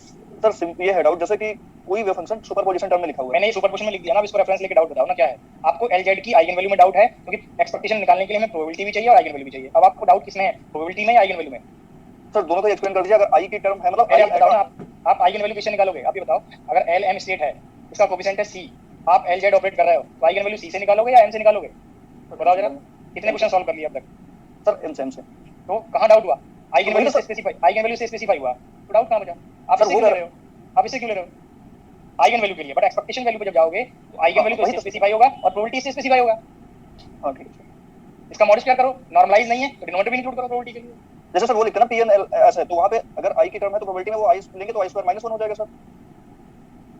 भाई अभी जो मैं हिंट करता हूँ उनको भी यूज कर लिया करो, ये ओल्ड मेमोरी पे जा रहे हो। इसकी प्रोबेबिलिटी निकालना है, मैंने कहीं भी सिंपल स्क्वायर नहीं बताया। क्वांटम मैकेनिक्स के जो बेसिक पार्ट खत्म होने जा रहे हैं, कुछ दिन बाद क्वांटम मैकेनिक्स भी खत्म हो जाएगा, मगर अभी भी बेसिक पार्ट पे डाउटफुल है। कहीं ऐसा कोई क्वेश्चन बताइए जहाँ मैंने इसको -1 बता दिया हो आपको, और ये कोफिशिएंट कॉम्प्लेक्स फॉर्म के भी आए वहाँ पे। ओके सर, 2/3 प्रोबेबिलिटी बन गई, कहाँ इसमें नेगेटिव आया बताओ जरा। Okay sir. आप अपने अकॉर्डिंग ही सोचते रहेंगे तो बहुत सारी लाइफ में, आप रियल लाइफ में जाइए, आप अपने अकॉर्डिंग किसी स्टेटमेंट को सही मानते होंगे, किसी मेथड को सही मानते होंगे, हो सकता है दूसरे अकॉर्डिंग ठीक ना हो, पर उसको चेक भी तो करिए कि आप ठीक हैं कि नहीं। ऐसे ही पढ़ाई में भी होता है। ओके ठीक है सर, ये थोड़ा असल में वो कंफ्यूजन हो गया था सर पहले से। कंफ्यूजन नहीं है, लेकिन कम से कम 10 क्वेश्चंस में ये कंसेप्ट आया होगा, सिंगल आई भी और ये कॉम्प्लेक्स होंगे। और स्टार्टिंग से ही, शुरुआत से ही जो मिस्टेक आप लोग करते आते हैं, मैं 2007 से पढ़ा रहा हूँ, स्टूडेंट कहाँ पे मिस्टेक करता है उसको ध्यान रखते हुए मैं अपने स्टेटमेंट बताता हूँ एक्सपीरियंस से कि ये मॉड स्क्वायर है, सिंपल स्क्वायर नहीं है, मॉड स्क्वायर है। जब गलती कर लोगे, ठीक है, तब तो हर कोई पता चल जाएगा कि हमने कहाँ मिस्टेक किया। मैं अपने मेथड को उस टाइम थोड़ी बदलूंगा कि नहीं यहाँ पे मॉड स्क्वायर करना है, तब तो और डाउटफुल रहोगे। मैं शुरुआत से ही बोल रहा हूँ, चाहे रियल नंबर हो, चाहे प्योरली इमेजिनरी हो, चाहे कॉम्प्लेक्स हो, प्रोबेबिलिटी के लिए मॉड स्क्वायर करना है। मगर आप अवेयर कब हो रहे हो, जब वो फेस कर रहे हो। Okay sorry, thank you sir. और पूछना है किसी को? नहीं सर।